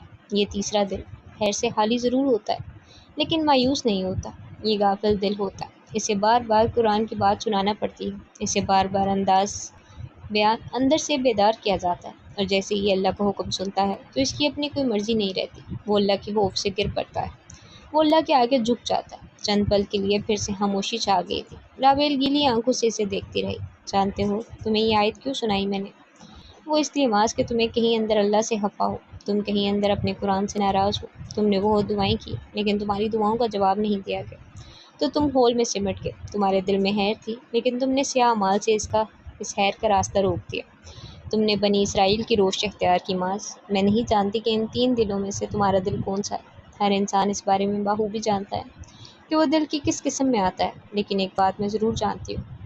اس آیت کی ایک بات جو مجھے ہمیشہ رلا دیتی ہے، وہ یہ ہے کہ آپ جس بھی اسٹیٹ میں ہو، آپ جس بھی آزمائش میں ہو، آپ جس بھی تکلیف سے ٹوٹ رہے ہو، آپ جس بھی سیاہی میں دھنسے ہوئے ہو، اللہ آپ کی کسی بھی اسٹیٹ سے بے خبر نہیں ہے۔ اللہ نے آپ کو کبھی نہیں چھوڑا تھا، اللہ انسان کو کبھی نہیں چھوڑتا۔ یہ ہم ہوتے ہیں جو اللہ کو چھوڑ دیتے ہیں، اس سے دوری ہم پیدا کرتے ہیں، اور اس دوری کو ختم بھی ہم ہی کرنا ہوتا ہے۔ اپنے آپ کو ہمیں خود توڑنا ہوتا ہے تاکہ یہ قرآن ہمارے دل میں داخل ہو سکے، یہ اندر اتر کر ہمارے دلوں میں موجود خیر کو باہر نکال سکے۔ معاذ نے گہرا سانس لے کر اندر جمع ہوتی کثافت کو باہر نکالا تھا۔ وہ اسے کوئی جواب دینا چاہتا تھا، اپنے اس عمل کی کوئی جسٹیفیکیشن اس کے سامنے رکھنا چاہتا تھا۔ وہ اسے بتانا چاہتا تھا کہ اس نے ایسا کیوں کیا، لیکن وہ اسے کچھ بھی نہیں کہہ سکا تھا۔ اس نے تو اپنی طرف سے کوئی بات ہی نہیں کی تھی۔ اس نے تو بات شروع ہی سے اس کلام سے کی تھی کہ جس کی مثال عرب و عجم میں کہیں نہ ملتی تھی۔ وہ اس کلام کے جواب میں بھلا کیا جواب دے سکتا تھا؟ رابیل ہچکچا کر تھوڑا سا آگے ہوئی، ڈرتے ڈرتے ہاتھ اٹھائے، اور اگلے ہی لمحے پتہ نہیں کیسے لیکن وہ اسے گلے لگا چکی تھی۔ وہ جو گردن جھکائے بیٹھا تھا ساکت رہ گیا، سانس تک رک گیا، لیکن دوسری جانب رابیل اب کے ہولے ہولے اس کی پیٹھ تھپک رہی تھی۔ وہاں کوئی رومانوی سی گھبراہٹ نہیں تھی، کچھ بھی ایسا نہیں تھا جس سے رابیل آکورڈ ہو جاتی۔ وہاں صرف اپنائیت تھی، تکلیف تھی، اور شاید کہیں اندر محبت بھی بھنک رہی تھی۔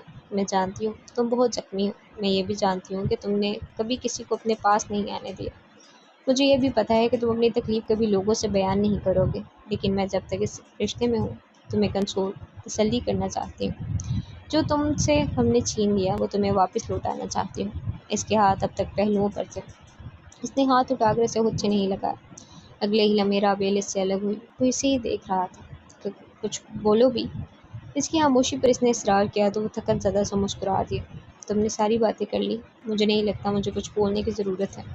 اور اس کے اس جملے پر پہلی بار رابیل کے گلابی رخسار مزید گلابی ہوئے۔ اسے بڑی بہادری سے گلے تو لگا لیا تھا، لیکن اب اس کے سامنے یوں بیٹھنا محال ہونے لگا تھا۔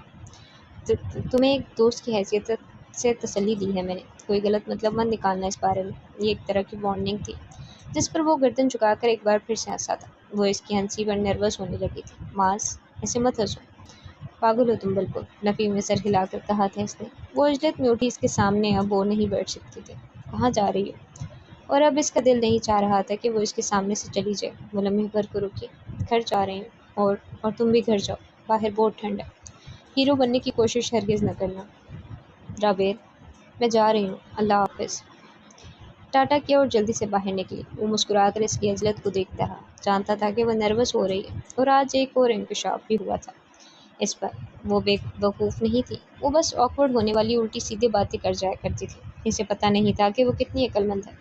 چلو، کبھی نہ کبھی تو وہ اسے یہ بتا ہی دے گا۔ دوسری جانب وہ جلدی سے گاڑی میں آ کر بیٹھی، دونوں رخسانوں پر ہاتھ رکھے، آنکھیں میچی۔ اف اف اف، اس سے بچ کر تو نکل آئی تھی وہ، لیکن اب اس کی سرمئی مسکراتی آنکھوں سے کیسے بچ پائے گی؟ یا اللہ! اس نے ایک بار پھر سے اپنی گلابی رخسار چھپائے تھے۔ اندر وہ اب تک اس کی عجلت پر اداسی سے مسکرا رہا تھا۔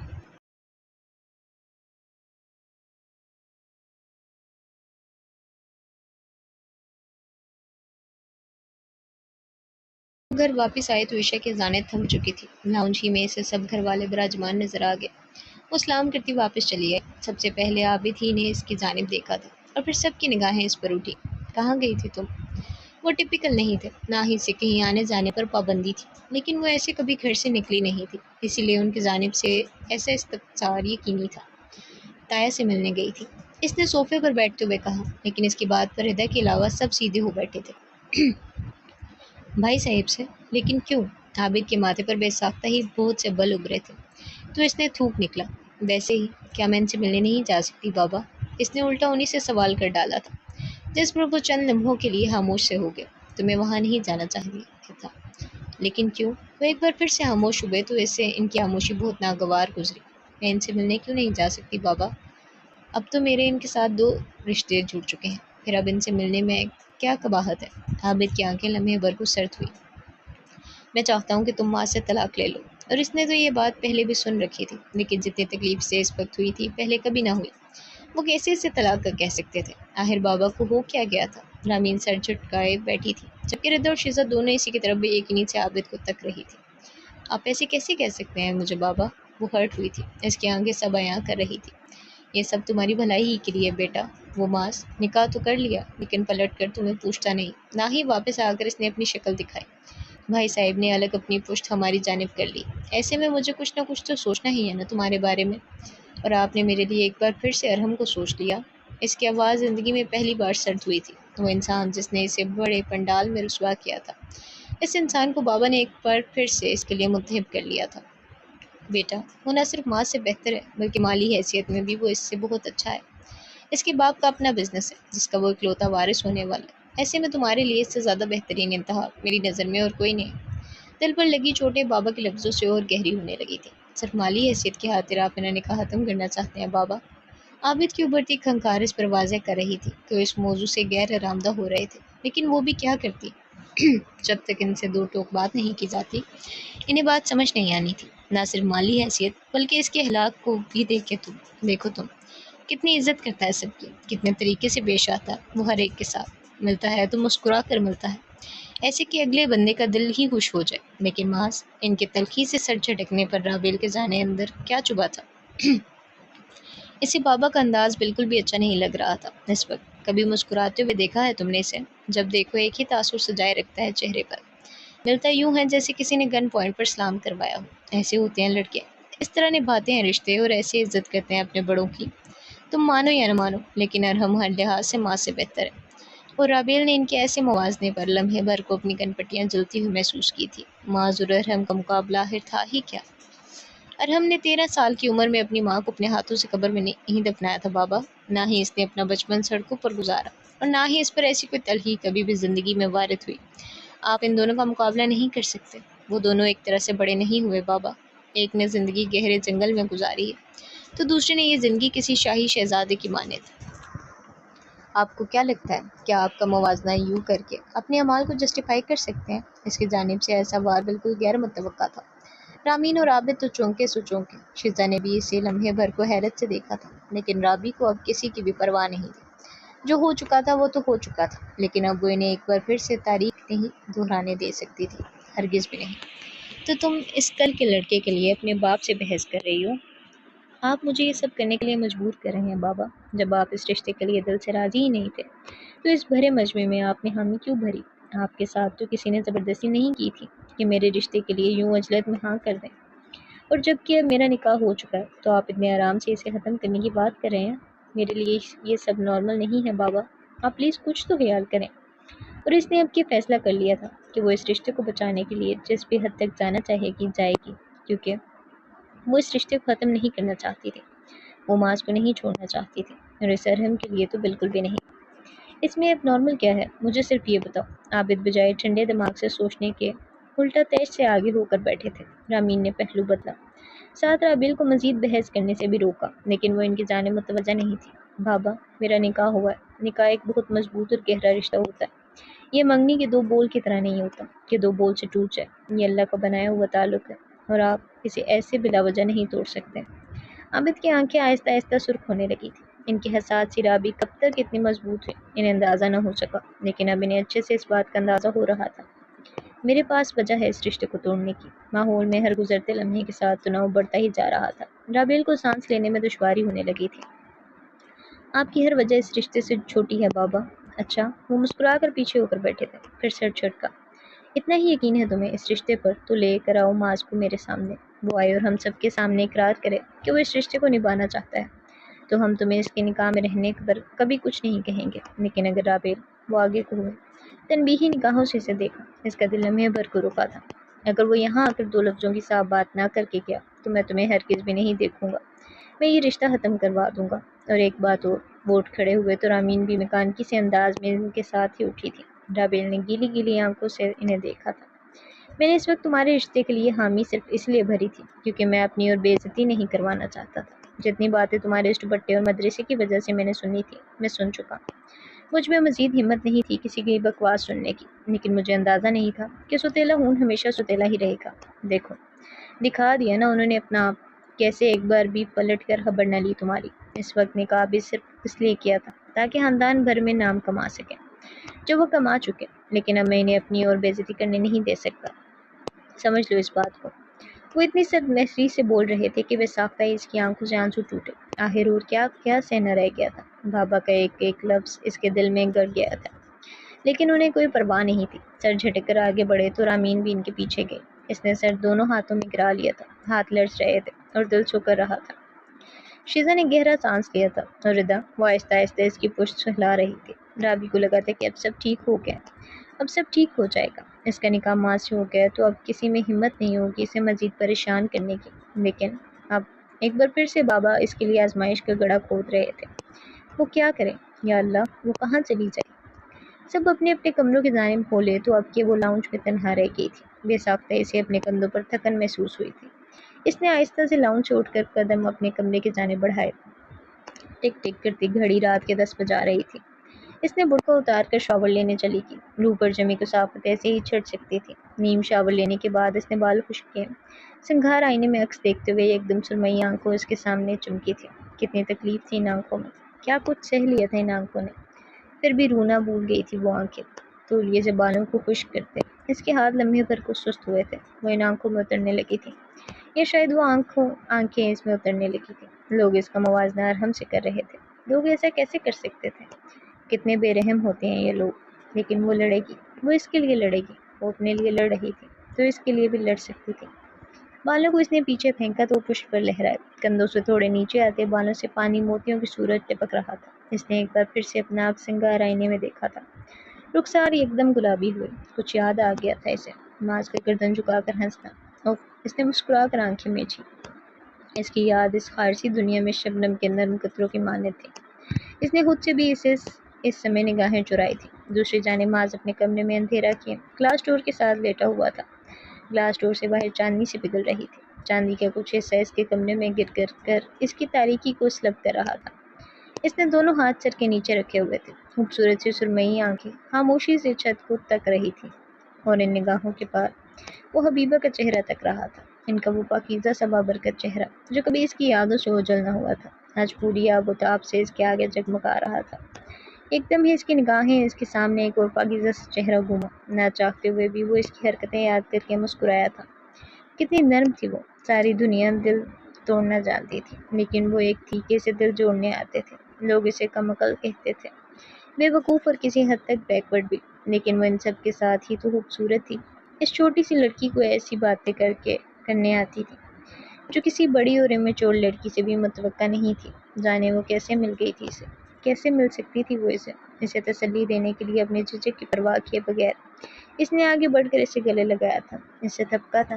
اس نے کبھی بھی کسی کو اپنے اتنے نزدیک نہیں آنے دیا تھا، لیکن وہ اسے چاہ کر بھی روک نہیں پایا تھا۔ وہ اس کی قربت سے گھبرایا نہیں تھا، کیونکہ وہ غیر آرامدہ نہیں کیا کرتی تھی، وہ خود آکورڈ ہو جاتی تھی، لیکن آگے والے کو آخری حد تک سکون پہنچانے کی کوشش کرتی تھی۔ کیا تھی یہ رابیل؟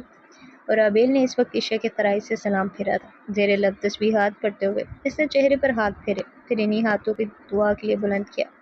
چند سے وہ ایک بار پھر اس کے سامنے آیا تھا۔ اللہ تعالیٰ، میں چاہتی ہوں کہ آپ ماز کو اس کا قرآن لٹا دیں، پلیز اللہ، اسے اس دنیا اور آخرت کی بھلائیاں عطا کریں۔ اور ماز شراوی آہستہ سے اپنی جگہ سے اٹھ کھڑا ہوا، واش روم کی جانب بڑھا۔ واپس پلٹا تو آج سینے کنیوں تک لپٹی ہوئی تھی، بال ہلکے سے گیلے ہو کر ماتھے پر گر رہے تھے۔ وضو کا پانی تھوڑی سے ٹپک رہا تھا، کسی کی دعاؤں کا اثر تھا جو اس پر ہو رہا تھا۔ آگے بڑھ کر جائے نماز بچھائی اور پھر نیت باندھ دی۔ رابعہ اللہ کی سکون سے رکوع میں جھکی ہوئی تھی، مدھم سی آواز میں تسبیحات کرتے ہوئے اس کا سارا بوجھ اتر رہا تھا۔ وہ اللہ سے باتیں کر رہی تھی، وہ اللہ سے اپنے غم کی فریاد کرنے آئی تھی۔ بھلا اس کا دل کیسے نہ ہلکا ہوتا۔ دوسری جانب وہ بھی اب کے اسی سکون کے ساتھ رکوع میں جھکا ہوا تھا۔ اندر کا سپاٹ پن اب تک ویسا ہی تھا، لیکن اب کے اس کھول میں دراڑیں بخوبی محسوس کی جا سکتی تھی۔ رابعہ نے پرسکون سی نماز پڑھ کر سلام پھیرا تو ہر جانب سلامتی کی خوشبو بکھر گئی۔ اس کا کہف امن و سکون کا گہوارہ لگتا تھا۔ دعا مانگ کر جائے نماز طے کرتی اٹھی اور چہرے کے گرد لپٹے دوپٹے کی تہیں کھولی۔ کتھئی سے بال اب کے سوکھ کر کندھوں پر پھسل رہے تھے۔ اس نے دوپٹہ اسٹڈی ٹیبل کے آگے رکھ کر کرسی پر ڈالا اور کرسی کھینچے بیٹھ گئی۔ ابھی اسے بہت سی اسائنمنٹس بنانے تھے اور مدرسے کے کچھ ادھورے کام بھی کرنے تھے۔ نماز پڑھنے کے بعد بابا کی باتوں سے جو دل پریشان ہوا تھا وہ ایک دم شانت سا ہو گیا تھا۔ سکون ہی سکون پھیل گیا ہر سو۔ اس نے سیاہ روشنی والا قلم کھولا اور پھر کوڑے کاغذ پر لکھنے لگی۔ بال جب پھسل پھسل کر اسے تنگ کرنے لگے تو اس نے ہاتھ آگے بڑھا کر کلپ اٹھایا اور بالوں کو ہاف باندھ دیا۔ اب کہ وہ گردن ترچھی کیے اپنا اسائنمنٹ بنانے میں پوری طرح سے مصروف دکھتی تھی۔ ماز نے بھی اپنی نماز سے سلام پھیر لیا اور پھر ہمیشہ کی طرح دعا کیے بغیر اٹھ گیا۔ الماری کے اوپر گرد سے اٹی ہوئی کتاب اب بھی رکھی ہوئی تھی۔ اس نے ایک پل کو رک کر اس کتاب کی جانب دیکھا۔ بہت کچھ ایک ساتھ نگاہوں کے سامنے آیا تھا، لیکن ابھی تک اتنی جلدی وہ آگے بڑھ کر اسے اٹھانے کی ہمت نہیں رکھتا تھا۔ سو گہرا سانس لے کر وہیں گلاس ڈور کے پاس جا کر دوبارہ لیٹ گیا، ہاتھ سر کے نیچے رکھ لیا، لیکن اب کہ اس کے اندر کی بے چینی مفقود تھی۔ اب کہ اس کے کہف میں بھی صرف سکینت تھی جو محسوس کی جا سکتی تھی، اور یہ سکینت کسی کی برکت سے تھی۔ اس کا اندازہ اسے بخوبی تھا۔ دوسری صبح وہ دیر سے اٹھی، وہ عموماً دیر سے ہی اٹھا کرتی تھی۔ کتنی ہی دفعہ استاذہ نے اسے سمجھایا تھا کہ دیر سے اٹھنا بالکل بھی درست نہیں، لیکن وہ اپنی اس عادت کو نہیں چھوڑ سکتی تھی۔ اسے بہت نیند آتی تھی، بہت سے مراد اچھی خاصی نیند۔ رات جلدی سونے پر بھی وہ دیر ہی سے اٹھتی تھی۔ صبح کے 11 بج رہے تھے۔ اس نے خود کو کوستے ہوئے کمبل خود سے ہٹایا اور پھر بستر سے باہر نکل آئی۔ فجر پڑھ کر وہ جو سوتی تھی تو اسی وقت اٹھتی۔ گھر والے اس کی عادت سے واقف تھے، سوئے سے تنگ نہیں کیا کرتے تھے۔ اس نے منہ دھو کر دوپٹہ گلے میں لے کر اس کا ایک پلو سر پر لے لیا اور کمرے سے باہر چلی آئی۔ کچن میں رامین کھانا پکا رہی تھی۔ اس نے سلام کیا لیکن انہوں نے کوئی جواب نہ دیا۔ یقیناً کل کی باتوں پر وہ اس سے ناراض تھی۔ وہ گہرا سانس لے کر آگے بڑھی اور اپنے لیے ناشتہ بنانے لگی۔ پھر اپنا مختصر سا ہاف فرائیڈ ڈنڈے والا ناشتہ لیے درمیانی ٹیبل پر آ بیٹھی۔ گلا کھنکار کر رامین کو متوجہ کیا۔ ماں، آپ نے کر لیا ناشتہ؟ اس قوم میں بھی سرد مہری تھی۔ اس نے مایوس ہو کر اپنی توجہ پوری طرح سے ناشتے کی جانب کر لی۔ ناشتے سے فراغت کے بعد اس نے رامین کے ساتھ مل کر روٹیاں پکائی۔ کچن کا باقی کام تو اسے نہیں آتا تھا، لیکن وہ ماسی کی چھٹی کرنے پر روٹیاں پکا لیا کرتی تھی۔ رامین نے اسے اپنی مدد کرنے سے نہیں روکا۔ مطلب صاف تھا، وہ اس سے نالاں تھی، مگر اس حد تک بھی نہیں کہ وہ انہیں منا ہی نہ سکتی۔ ویسے تو بڑی باتیں کر رہی تھی تم کا۔ کھانا پکانا آتا ہے تمہیں جو دوسرے گھر جا کر رشتے نبھاؤ گی؟ ایک دم رامین نے اسے کہا تو اس نے چونک کر ان کی جانب دیکھا۔ کھانا پکانا تو نہیں آتا، پھر کیا کرو گی دوسرے گھر جا کر؟ وہ اس کی لاپرواہی پر غصہ ہوئی تھی۔ اس نے کندھے اچکائے۔ ماس کو آتا ہے، مزے سے کہا۔ رامین نے ناسمجھی سے اس کی جانب دیکھا تھا۔ کیا آتا ہے اسے؟ کھانا پکانا۔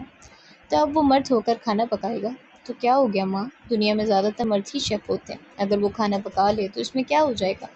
یا اللہ، میں کیا کروں اس لڑکی کا؟ مطلب تم نے نہیں سیکھنی گھرداری؟ وہ بیچارہ باہر بھی سنبھالے گا، گھر بھی دیکھے گا، پھر تم کیا کرو گی؟ میں اس کا ہاتھ بٹاؤں گی جیسے آپ کو بٹاتی ہوں۔ رامین نے اسے ایک لمحے کو افسوس سے دیکھا تھا۔ نکل آؤ اپنی اس خیالی دنیا سے اور سیکھ لو کچھ گھرداری۔ ہر وقت وہ تمہارے لیے کھانا نہیں پکائے گا، تم اب بڑی ہو گئی ہو، یہ سب سیکھو۔ یہ سب سیکھنا ذمہ داری ہے تمہاری۔ اگر گھر بنانا ہے تو پہلے کچن سنبھالنا آنا چاہیے۔ اور یہ جو محترمہ کی دیر سے اٹھنے والی عادت ہے نا، اسے بھی نکالو اپنے اندر سے۔ بہت بری عادت ہے یہ۔ کسی دوسرے گھر جا کر اپنی ماں کی ناک ہی کٹوانی ہے تم تینوں نے تو۔ اور وہ چپ چاپ ان کی صلواتیں سن رہی تھی۔ کاش کہ وہ بھی ایک شوگر لڑکی ہوتی، وہ ناولز کی ہیروئنوں جیسی، یوں جھٹپٹ ہاتھ چلاتی اور یہ سب کچھ تیار شیار کر کے سامنے لگا دیتی۔ لیکن اسے تو صرف انڈا فرائی کرتے ہوئے اس کی زردی بچانے میں پوری جنگ لڑنی پڑتی تھی۔ کہاں تو وہ بڑے بڑے کھانے بنا سکتی، لیکن رامین کی باتوں کے بعد اسے احساس ہو رہا تھا کہ اسے کچھ بھی نہیں آتا، صرف کتابیں پڑھنی آتی ہیں اور بس۔ میں سیکھوں گی نا ماں۔ ہاں بس سیکھ لیا تم نے اور دیکھ لیا میں نے۔ اف ہے بھائی، آپ مائیں ہمیشہ ایسے کیوں کرتی ہیں؟ پہلے ہمیں محنت کرنے پر اجاگر کرتی ہیں اور جیسے ہی ہم لڑکیاں ذرا کچھ کرنے کے لیے کہتی ہیں تو جھٹ منہ پر انکار۔ ایسے کیسے ہم کچھ سیکھ سکتے ہیں؟ ہاں اب تو ماں کو ہی کہنا ہے تم نے، خود تو کچھ آتا نہیں تمہیں۔ اس نے سر ہلایا اور آخری روٹی توے سے اتار لی۔ ہاتھ سنک سے دھوئے اور پھر ماں کو ان کے کچن کے ساتھ ہی چھوڑ کر باہر نکل آئی۔ نومبر کی اترتی دھوپ بھی اس سمے آسمان میں تیرتی بدلیوں کے پیچھے چھپ گئی تھی۔ یکسی ہوا سے سب کچھ یک بستہ ہو گیا تھا۔ اس نے بھی سر پر دوپٹہ لپیٹا اور پھر باہر لان میں چلی گئی۔ اور پھر اس کے اگلے ہی لمحے اس نے بہت ہی برا منظر دیکھ لیا، ایسا منظر جس سے اس کا حلق تک کڑوا ہو گیا تھا۔ وہ بلا شبہ ارحم ہی تھا، جو سیاہ قمیض شلوار میں ملبوس، آنکھوں میں چشمہ ہٹاتا اسی جانب بڑھ رہا تھا۔ اس کے ماتھے پر بے ساختہ ہی بل ابھرے تھے اور اب کے اگلے لمحے چہرے پر فاتحانہ سے مسکراہٹ لیے وہ اس کے سامنے کھڑا تھا۔ اس نے سرد نگاہوں سے اسے دیکھا اور واپس پلٹی۔ وہ گھوم کر اس کے سامنے آیا تھا، اس کی پشت بنگلے کی جانب تھی اور رابیل کی گیٹ کی طرف۔ اب تم مجھ سے بات بھی نہیں کرو گی؟ جی بالکل، مجھے کوئی بات نہیں کرنی ہے آپ سے، اس نے بیزار ہو کر کہا تھا۔ ارحم نے افسوس سے اس کی جانب دیکھا۔ کیا حال کر دیا چند ہی دنوں میں اس ماس نے تمہارا؟ میری محبت میں تم کیسے جگمگایا کرتی تھی۔ اس کی ایسی گھٹیا بات پر اس کے کانوں سے دھواں نکلنے لگا۔ اس جنگلی انسان سے اب اسے ہر گزرتے لمحے نفرت ہوتی جا رہی تھی۔ میں نے کبھی بھی آپ سے محبت نہیں کی تھی ارحم، فار یور کائنڈ انفارمیشن۔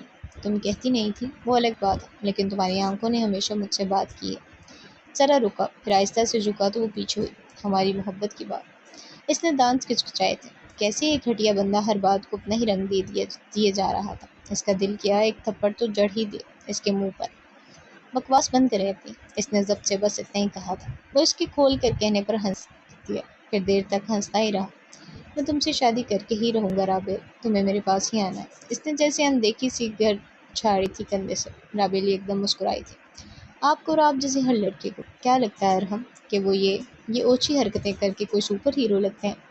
وہ زبردستی شادیاں کر کے کوئی بہت بڑا کارنامہ انجام دیتے ہیں۔ وہ ایک کمزور سی لڑکی پر اپنا زور چلا کر کسی سلطنت کے بادشاہ بن جاتے ہیں۔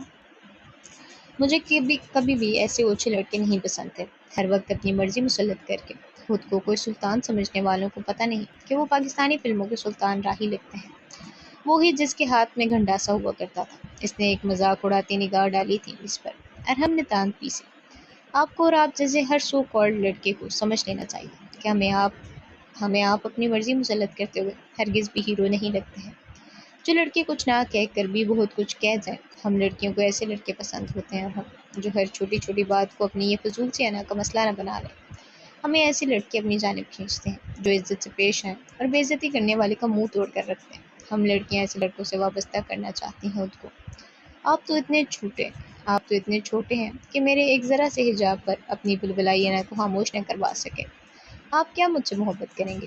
اس کے طرح تر جملوں نے جیسے ہر طرف تباہی کر دی تھی، اور ہم کو حیرت ہوئی کیسے وہ کمزور اور ڈری سہمی سی لڑکی اب یوں سامنے کھڑی لفظوں سے اسے تار تار کر رہی تھی۔ تم سے ایک آخری بار پوچھوں گا، شادی کرو گے مجھ سے یا نہیں؟ اور اگر اس کا جواب نہیں ہوا تو تم ابھی مجھے جانتی نہیں ہو رابل، بتاؤ، جواب دو۔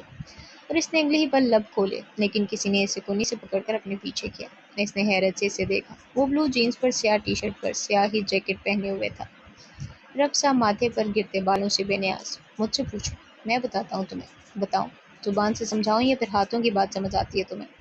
اور وہ وہی تھا، وہی جو ارحم سے کہیں زیادہ وجیہہ تھا، نہ صرف شکل و صورت میں بلکہ اپنی عزت کرنے میں بھی۔ اس نے چہرہ اٹھا کر اسے دیکھنا چاہا، لیکن اس کی پشت اس کی جانب تھی، وہ اس کے پیچھے چھپ سی گئی تھی۔ ارحم نے حیرت سے ایک لمحے کو ماس کی جانب دیکھا تھا، جو کھڑے تیور لیے خاموشی سے اسے ہی دیکھ رہا تھا۔ یہ جرأت وہی کر سکتا تھا۔ ہاں، اتنی ہمت ماس شرابی میں ہی تھی کہ یوں اسے کنی سے پکڑ کر اپنے پیچھے کرتا، اور پھر آگے والے سے ان جملوں کا حساب بھی لے لیتا۔ زبان سے نہیں تو پھر ہاتھوں سے وہ اس کا حساب لے رہا تھا۔ وہ اس کا حساب اب کے ان میں سے ایک ایک سے لینا چاہتا تھا۔ بہت ہو گیا یوں خاموش رہنا، بہت دیکھ لیا اس نے سب کو۔ اب وہ ان سب کو اپنے طریقے سے سمجھانا چاہتا تھا، سیدھے طریقے سے نہیں تو پھر الٹے طریقے سے صحیح۔ اور اس نے اس دن جان ہی لیا تھا کہ اسے ماس کتنا اچھا لگنے لگا تھا، یوں اسٹینڈ لیتا ہوا وہ کتنا اچھا لگتا تھا۔ چلو ایک نہ ایک دن تو وہ اسے ضرور بتائے گی کہ وہ یوں تیری چڑھائے آگے والے کو جھاڑتا ہوا کتنا اچھا لگتا تھا۔ ماس کو دیکھتی اس کی نگاہیں ارحم پر پھسلی تھی۔ وہ اس کے یوں لمحے بھر میں سامنے آنے پر حیران ہوا تھا، لیکن اگلے ہی لمحے اس کی پیشانی پر بل پڑے۔ رابل جو ماس کے ساتھ سے اب کے نکل کر کھڑی ہو گئی تھی، اس نے بے ساختہ دیکھا تھا اسے۔ تم درمیان میں کیوں آ رہے ہو؟ میں تو اب درمیان میں آ چکا ہوں۔ اس کا جملہ سادہ نہیں تھا، اور اس کا مطلب ارحم کو بخوبی سمجھ بھی آ گیا تھا، اسی لیے دانت کھچکھچا کر اب کے ماس کو دیکھا تھا اس نے۔ میں تم سے بات نہیں کر رہا، لیکن میں تم سے بات کر رہا ہوں۔ کیا پوچھنا تھا تم نے؟ پوچھو، اب بہت اچھے سے جواب دوں گا میں تمہیں۔ رابل، اور میرے درمیان آ کر تم نے بہت بڑی غلطی کی ہے ماس۔ اس کی سرد سی آواز پر ماس نے تلخی سے مسکرا کر سر جھٹکا تھا، پھر سرمئی آنکھوں کے کانچ اس کی آنکھوں میں گاڑے۔ اس کی آنکھوں کا کانچ اس سمے سیاہ دکھ رہا تھا، جیسا کہ ہمیشہ طیش میں آنے پر اس کا ارتکاز سیاہ ہو جایا کرتا تھا۔ رابل سانس روکے ان دونوں کو تک رہی تھی۔ جن غلطیوں کے نتائج درست نکل آئیں، میرے یہاں انہیں غلطیاں تسلیم نہیں کیا جاتا، لیکن میرے یہاں انہیں پھر بھی غلطی ہی تسلیم کیا جاتا ہے۔ تو یہ تمہارا مسئلہ ہے، ہمارا نہیں۔ رابل نے ایک دم اس کے ہمارا کہنے پر اسے چونک کر دیکھا تھا، اور ہم نے اس کا چونکنا دیکھ لیا تھا، اسی لیے کڑوی سی مسکراہٹ کے ساتھ ماس کو دیکھا۔ کیا آپ نے یہاں کے قانون اس بھولی لڑکی کو سمجھائے ہیں تم نے، یا پھر اسے ابھی اپنی غلطیوں کی طرح اچھے سے تسلیم کرنے کے عادی ہو تم؟ وہ طنز تھا، ایک کڑا طنز۔ ماس کے جبڑے بنچ گئے، آئی برو تن گئے، سرمئی ارتکاز مزید سیاہ ہونے لگا۔ یہ بھولی لڑکی اب میری بیوی ہے، بہت اچھے سے یہ بات تم بھی جانتے ہو، اور تمہارے گھر والے بھی۔ اسی لیے تمہیں اس بابت پریشان ہونے کی ضرورت نہیں ہے کہ میں کس کو کتنا آگاہ کرتا ہوں اور کس کو۔ ایک نگاہ اوپر سے لے کر نیچے تک اس نے ارحم پر ڈالی تھی، کس کو اپنی آگاہی کی ہوا بھی نہیں لگنے دیتا۔ تم، ارحم نے بے ساختہ لبوں پر آتی کوئی گالی روکی تھی شاید۔ رابل نے بے یقینی سے اسے دیکھا تھا، اس انسان سے کبھی اس نے امیدیں وابستہ کی تھی، کتنی بے وقوف تھی اب وہ۔ لیکن ماس ویسے ہی کھڑا رہا، بنا کوئی تاثر دیے۔ اپنی ذات کی کٹر کو بند رکھو، اور آئندہ رابل کا راستہ روکنے کی کوشش بھی مت کرنا، نہیں تو راہ چلتے کتوں کے آگے لاش ڈال دوں گا تمہاری۔ ابھی جانتے نہیں ہو تم مجھے، جتنی میری مافیا راج میں دوستیاں ہیں، اتنی ساری دنیا میں تمہاری رشتے داریاں نہیں ہوں گی، سمجھے؟ آخر میں جھڑک کر کہا تو رابل لمحے بھر کو سہم سی گئی۔ ارحم تو ایک پل کے لیے مافیا کا نام سن کر ہی کنگ ہو گیا تھا۔ اسے ایسے لوگوں سے ہمیشہ سے خوف آتا تھا، چاہیے کہ وہ ان سے یوں روبرو بات کرتا، اور اسے ماس کی اس بات پر یقین بھی نہیں آنا تھا۔ لیکن پچھلے دنوں ماس کو جانچتے ہوئے اسے اندازہ ہوا تھا کہ اس کی دوستیاں یقیناً اچھے لوگوں کے ساتھ نہیں تھیں۔ آئندہ اس نے انگشت شہادت اٹھائی تھی۔ میں زبان سے نہیں سمجھاؤں گا، یاد رکھنا۔ اس نے ایک آخری نگاہ اس پر ڈالی اور پھر رابیل کو ہاتھ سے پکڑے آگے بڑھ گیا۔ وہ اس کے ساتھ خاموشی سے کھینچتی چلی جا رہی تھی۔ داخلی دروازہ پار کرنے کے بعد اس نے نرمی سے اس کا ہاتھ چھوڑ دیا تو وہ بھی ایک دم جیسے ہوش میں آئی۔ تمہیں اتنا احساس ہونے کی ضرورت نہیں ہے ماز، میں ٹھیک ہوں، اس نے آہستہ سے کہا تھا۔ ماز نے لمحے بھر کو اس کی جانب دیکھا۔ میں حبیبہ کو کھو چکا ہوں، لیکن میں رابیل کو نہیں کھونا چاہتا۔ اور اس کے اس قدر براہ راست جملے پر رابی نہ چاہتے ہوئے بھی چھوٹے بچوں کی طرح آنکھیں پھلائے اسے دیکھنے لگی تھی۔ وہ سنجیدہ تھا، بے حد سنجیدہ۔ اور اگر میں خود اس رشتے سے آزادی چاہوں تو کیا کرو گے تم؟ اس نے تجسس کے مارے یہ سوال اس سے پوچھ ہی لیا تھا۔ ماز کی سنجیدگی میں رتی برابر بھی فرق نہ آیا، نہ ہی آنکھیں حیرت سے پھیلی اور نہ ہی پیشانی پر کوئی شکن ابھری۔ تو میں تمہیں ابھی کے ابھی آزاد کر دوں گا۔ اور جب وہ بولا تو آواز بالکل نارمل تھی۔ رابیل نے ایک دم تیزی سے پلکیں چپکائیں۔ اسے اس انسان سے بہت دیکھ بھال کر سوالات کرنے تھے، کیونکہ وہ لگی لپٹی نہیں رکھا کرتا تھا۔ وہ صاف سیدھی بات کرنے کا عادی تھا۔ لیکن اگر تمہاری رضامندی کے ساتھ کسی نے تمہیں اس رشتے کو لے کر کوئی بھی تکلیف پہنچانے کی کوشش کی تو پھر میں انہیں اپنے طریقے سے سمجھاؤں گا۔ کیا کرو گے تم؟ اس نے بنا پلک چپکائے پوچھا تھا اس سے۔ ماز اس کے ایسے پوچھنے پر چند پل اسے دیکھتا رہا، پھر کندھے اچکائے۔ چلو جی۔ وہ اپنے سوئچ موڈ پر واپس جا چکا تھا۔ اب تو اسے الٹا بھی ٹانگ دیتی تب بھی اس کے اندر سے بات نہیں نکلنی تھی۔ اس نے گہرا سانس لے کر اس بات کو بھول جانے ہی میں عافیت سمجھی تھی۔ کیسے آگے تم نے مجھے اسی رات کیوں نہیں بتایا کہ گھر والے تمہیں پریشرائز کر رہے ہیں اس رشتے کے حوالے سے؟ اور ایک دم اس کے تہہ تک پہنچ جانے پر رابیل نے بے ساختہ شرمندہ ہو کر ادھر ادھر دیکھا تھا۔ اوپر ریلنگ سے ردا اور شیزا ان دونوں کو دیکھ رہی تھی۔ اس نے پلکیں چپکا کر ایک بار پھر سے ماس کی جانب دیکھا تھا۔ میں خود کو اور تمہارے سامنے ہلکا نہیں کرنا چاہتی تھی۔ ایک جانب میں اپنے گھر والوں کے لیے اس قدر بوجھ بن گئی ہوں کہ انہوں نے تمہاری رضامندی پر جھٹ سے شادی کے لیے حامی بھر لی، لیکن پھر اگلے ہی لمحے جب تم ان کی امیدوں پر پورا نہیں اترے تو انہوں نے تم سے رشتہ توڑنے کے لیے مجھ پر زور ڈالنا شروع کر دیا۔ میری عزت نفس اس سارے عرصے میں بہت مجروح ہوئی تھی ماس۔ میں تمہارے سامنے اپنے بھرم یوں نہیں توڑنا چاہتی تھی۔ اس کے دکھی ہو کر کہنے پر ماز نے ایک لمحے کو گہرا سانس لیا تھا، پھر سر ہلایا۔ بلاؤ بابا کو، بات کرنی ہے میں نے ان سے۔ بابا کو؟ انہیں کیوں؟ اور رابیل جو تہہ دل سے چاہتی تھی کہ وہ گھر چلا آئے، بابا کے سامنے بیٹھ کر دو ٹوک بات کر لے۔ اس کے اس طرح سے کہنے پر یہ ایک دم گھبرا گئی۔ ماز نے ایک لمحے کو رک کر دیکھا تھا اسے۔ تم اس رشتے کے لیے راضی ہو؟ اس کا سوال اس قدر سیدھا تھا کہ وہ بے اختیار ہی حامی بھر گئی۔ پھر ایک دم سر نفی میں ہلایا، پھر نہ سمجھی سے ہاں میں۔ اف، ایسے منواتے ہیں لوگوں سے اپنی بات۔ جاؤ اب بلاؤ انہیں، مجھے بات کرنی ہے۔ تم ہمیشہ سے ہی اتنے بدتمیز تھے یا پھر مجھ سے ملنے کے بعد ہوئے ہو؟ اس کے یوں گھیرنے پر وہ تلملائی تھی۔ ماز نے کندھے اچکائے، پھر تھوڑی کھجائی۔ ہمیشہ سے تھا، اور اگر میں بابا کو نہ بلاؤں تو کیا کرو گے تم؟ ایک پل کو اپنی تھوڑی اٹھا کر بڑے اطمینان سے پوچھا تھا۔ وہ مسکرایا، نفی میں سر ہلایا۔ تو میں یہ کروں گا۔ چھپ کر اس کا ہاتھ تھاما اور اپنے ساتھ لیے زینوں کی جانب بڑھا۔ اسے پہلے تو سمجھ نہیں آیا اور پھر جب سمجھ آیا تو وہ ایک دم گھبرا گئی۔ ماز، نہیں ماز، میری بات سنو۔ بابا گھر پر نہیں ہے ماز۔ لیکن وہ اسے اپنے ساتھ لے آگے ہی آگے بڑھ رہا تھا۔ کچھ معاملات میں وہ واقعی بہت ٹیڑھا تھا۔ رابیل کو وقار کی پچھلی بات اب سمجھ آئی تھی۔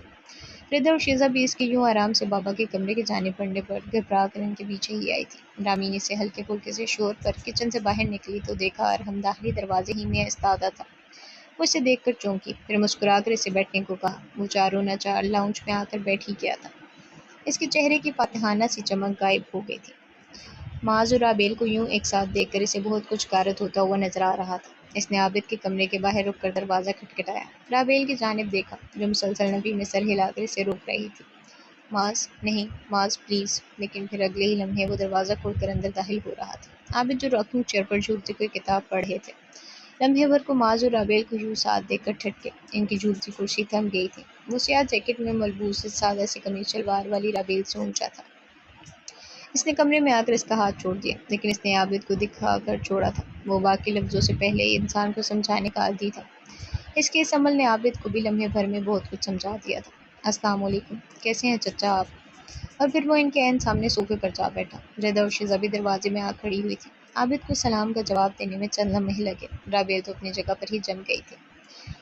میں ٹھیک ہوں، تم کیسے ہو؟ ٹھیک۔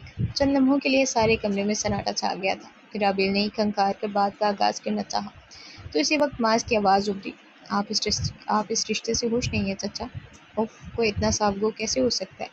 رابیل کا دل کیا وہ سب چھوڑ چھاڑ کے یہاں سے بھاگ جائے۔ اس کی صاف گوئی پر عابد بھی چند لمحوں کے لیے بری طرح سے گھبرائے۔ انہیں سمجھ ہی نہیں آیا کہ اسے کیا جواب دینا چاہیے۔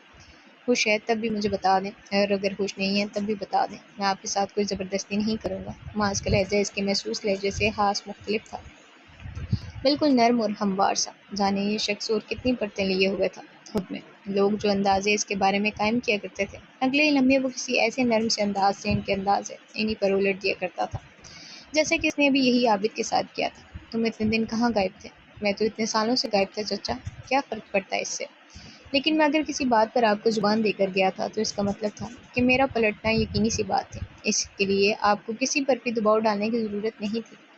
اور عابد کی نگاہ اگلے ہی لمحے رابیل پر اٹھی تھی۔ اس نے سر پورا جھکا رکھا تھا، وہ بھی اپنی صفائی میں کہنے کے لیے کچھ بھی ساتھ نہ لائی تھی۔ یا اللہ، وہ کیا کرے؟ میں بیٹی کا باپ ہوں، پریشان نہ ہوتا تو کیا کرتا بھلا؟ کسی اور کے پاس جانے سے پہلے مجھ سے بات کرتے آپ، سارا مسئلہ ختم ہو جاتا۔ اس نے گھٹنوں پر رکھی کونیوں کی ہتھیلیاں باہم ملا رکھی تھی۔ سنجیدگی اس قدر گہری تھی کہ عابد اس کی کسی بھی بات پر ہلکا پھلکا تاثر دے ہی نہیں سکتے تھے۔ اس لڑکی کو رشتے سنبھالنا آتا تھا، اسے رشتے بچانے آتے تھے۔ انہیں اندازہ ہو رہا تھا مجھے واقعی تم سے بات کرنی چاہیے تھی، اور ان کے اس طرح سے اپنی غلطی تسلیم کرنے پر رابیل نے جھٹکے سے سر اٹھایا تھا۔ رضا اور شیزا نے حیران ہو کر ایک دوسرے کو دیکھا۔ مجھے اگر اس رشتے سے مسئلہ ہوتا تو میں پہلی دفعہ ہی اس کے لیے حامی نہیں بھرتا چچا، لیکن مجھے اس سے کوئی مسئلہ نہیں ہے۔ انفیکٹ جتنے مسئلے تھے وہ بھی سلجھا دیے ہیں کسی نے۔ ایک نظر اٹھا کر رابیل کو دیکھا تھا، وہ بے یقین نگاہوں سے اسے ہی دیکھ رہی تھی۔ رضا اور شیزا نے بے ساختہ ابھرتی مسکراہٹ دبائی تھی۔ ہاں، وہ معاذ تھا، اس پر صرف حیرت ہی کی جا سکتی تھی۔ عابد کنکار کر سیدھے ہوئے، تو تمہیں اس رشتے سے واقعی کوئی مسئلہ نہیں؟ اور اس کے اس یک لفظی جواب پر رابیل کے کندھے پہ ساختہ ہی بوجھ سے آزاد ہوئے تھے۔ عابد کے چہرے پر حیرت اب تک رقم تھی، وہ اگلے لمحے اٹھ کھڑا ہوا۔ عابد بھی اسی کے ساتھ اٹھے تھے۔ آئندہ کوئی بھی مسئلہ ہو تو چچا سب سے پہلے مجھ سے بات کیجیے گا، میں یقیناً آپ کو جھوٹی امیدیں نہیں دلاؤں گا۔ اور عابد نے پہلی بار اس کے کہنے پر مسکرا کر سر ہلایا تھا، اور ان کے اس جواب پر وہ کسی جذباتی سے لڑکے کی طرح آگے بڑھ کر ان کے گلے نہیں لگ سکتا تھا۔ وہ کبھی بھی ان سے بے تکلف نہیں تھا، اسی لیے اس نے آگے بڑھ کر ان سے محض مسکراتے ہوئے مصافحہ کیا تھا، پھر سر ہلا کر پلٹ گیا۔ رابیل، رضا اور شیزا تینوں اس کے ساتھ ہی کمرے سے باہر نکلی تھی۔ پیچھے عابد نے گہرا سانس لے کر ہلکے کندھوں کے ساتھ کتاب ایک بار پھر سے کھولی اور راکنگ چیئر پر بیٹھ گیا۔ مجھے تم سے یہ امید نہیں تھی معاذ۔ وہ خفا تھی یا ہوش؟ اسے خود بھی سمجھ نہیں آ رہا تھا۔ پھر کیا امید تھی تمہیں مجھ سے؟ وہ تینوں اس کے ساتھ ساتھ چل رہی تھی۔ رضا اور شیزا ان سے ایک قدم پیچھے تھے، جبکہ معاذ اور رابیل ایک قدم آگے۔ تم ایسے کیسے بابا سے بات کر سکتے ہو؟ تو پھر کیسے بات کرنی چاہیے تھی مجھے؟ ایٹ لیسٹ تھوڑا سا تو جھجکتے، بات کرتے ہوئے جگہ جگہ رکتے، تاکہ بابا کو لگتا ہے کہ تم اس رشتے کے لیے کتنے حساس ہو۔ یہ کیا تم گے اور بھائی دھڑ دھڑ، ایسے تھوڑی ہوتا ہے۔ ایسے تو صدمہ ہی پہنچ گیا تھا۔ رضا اور شیزا رابیل کی بات پر ہنس دی تھی، اور معاذ نے لبوں پر امڑتی مسکراہٹ بے ساختہ ہی روک لی تھی۔ مجھے تو بس ایسے ہی بات کرنی آتی ہے۔ پھر سے کندھے اچکائے تو رابیل کا دل کیا ساتھ رکھا گلدان نے اس کے سر پر دے مارے۔ ہر وقت کندھے اچکا کر سارا قصہ ہی مکا دیا کرتا تھا وہ۔ برا سا منہ بنا کر وہی رک گئی تھی، تو وہ چلتے چلتے بے ساختہ رکا، اسے پلٹ کر دیکھا۔ رضا اور شیزا نے بھی اسے پلٹ کر دیکھا تھا، اسے لگا کہ وہ ابھی آگے آئے گا، ایک بار پھر سے اسے ہاتھ سے پکڑ کر پروٹوکول کے ساتھ نیچے لے کر جائے گا، لیکن نہ بھائی، وہ معاذ ہی کیا جو آپ کو نظر انداز نہ کرے۔ اگلے لمحے وہ سر ہلا کر نیچے اترا تو رابیل بھی گہرا سانس لے کر آدھے راستے سے بابا کے کمرے کی جانب پلٹ گئی۔ اسے ابھی ان سے کچھ حساب چکتا کرنے تھے، کچھ باتوں کی وضاحت اسے ابھی چاہیے تھی۔ اسے زینوں سے اترتا دیکھ کر رامین حیرت سے اٹھ کھڑی ہوئی تھی۔ وہ بھی نرم سا تاثر لیے صوفے کی پشت تک چلا آیا، لاؤنج میں بیٹھے ارحم کو یکسر نظر انداز کیا۔ بیٹا معاذ، آپ کب آئے؟ بس تھوڑی دیر پہلے ہی آیا تھا چچی، عابد چچا سے بات کرنی تھی کچھ۔ آپ ٹھیک ہیں؟ جی بیٹا، آپ بیٹھو نا۔ رامین کو سمجھ ہی نہ آیا کہ اس کے یوں سامنے ہونے پر کس طرح کا رد عمل دینا چاہیے۔ اس نے ہلکی سی مسکراہٹ کے ساتھ نفی میں سر ہلایا تھا۔ بس چاچی چلتا ہوں، آپ خیال رکھیے گا اپنا۔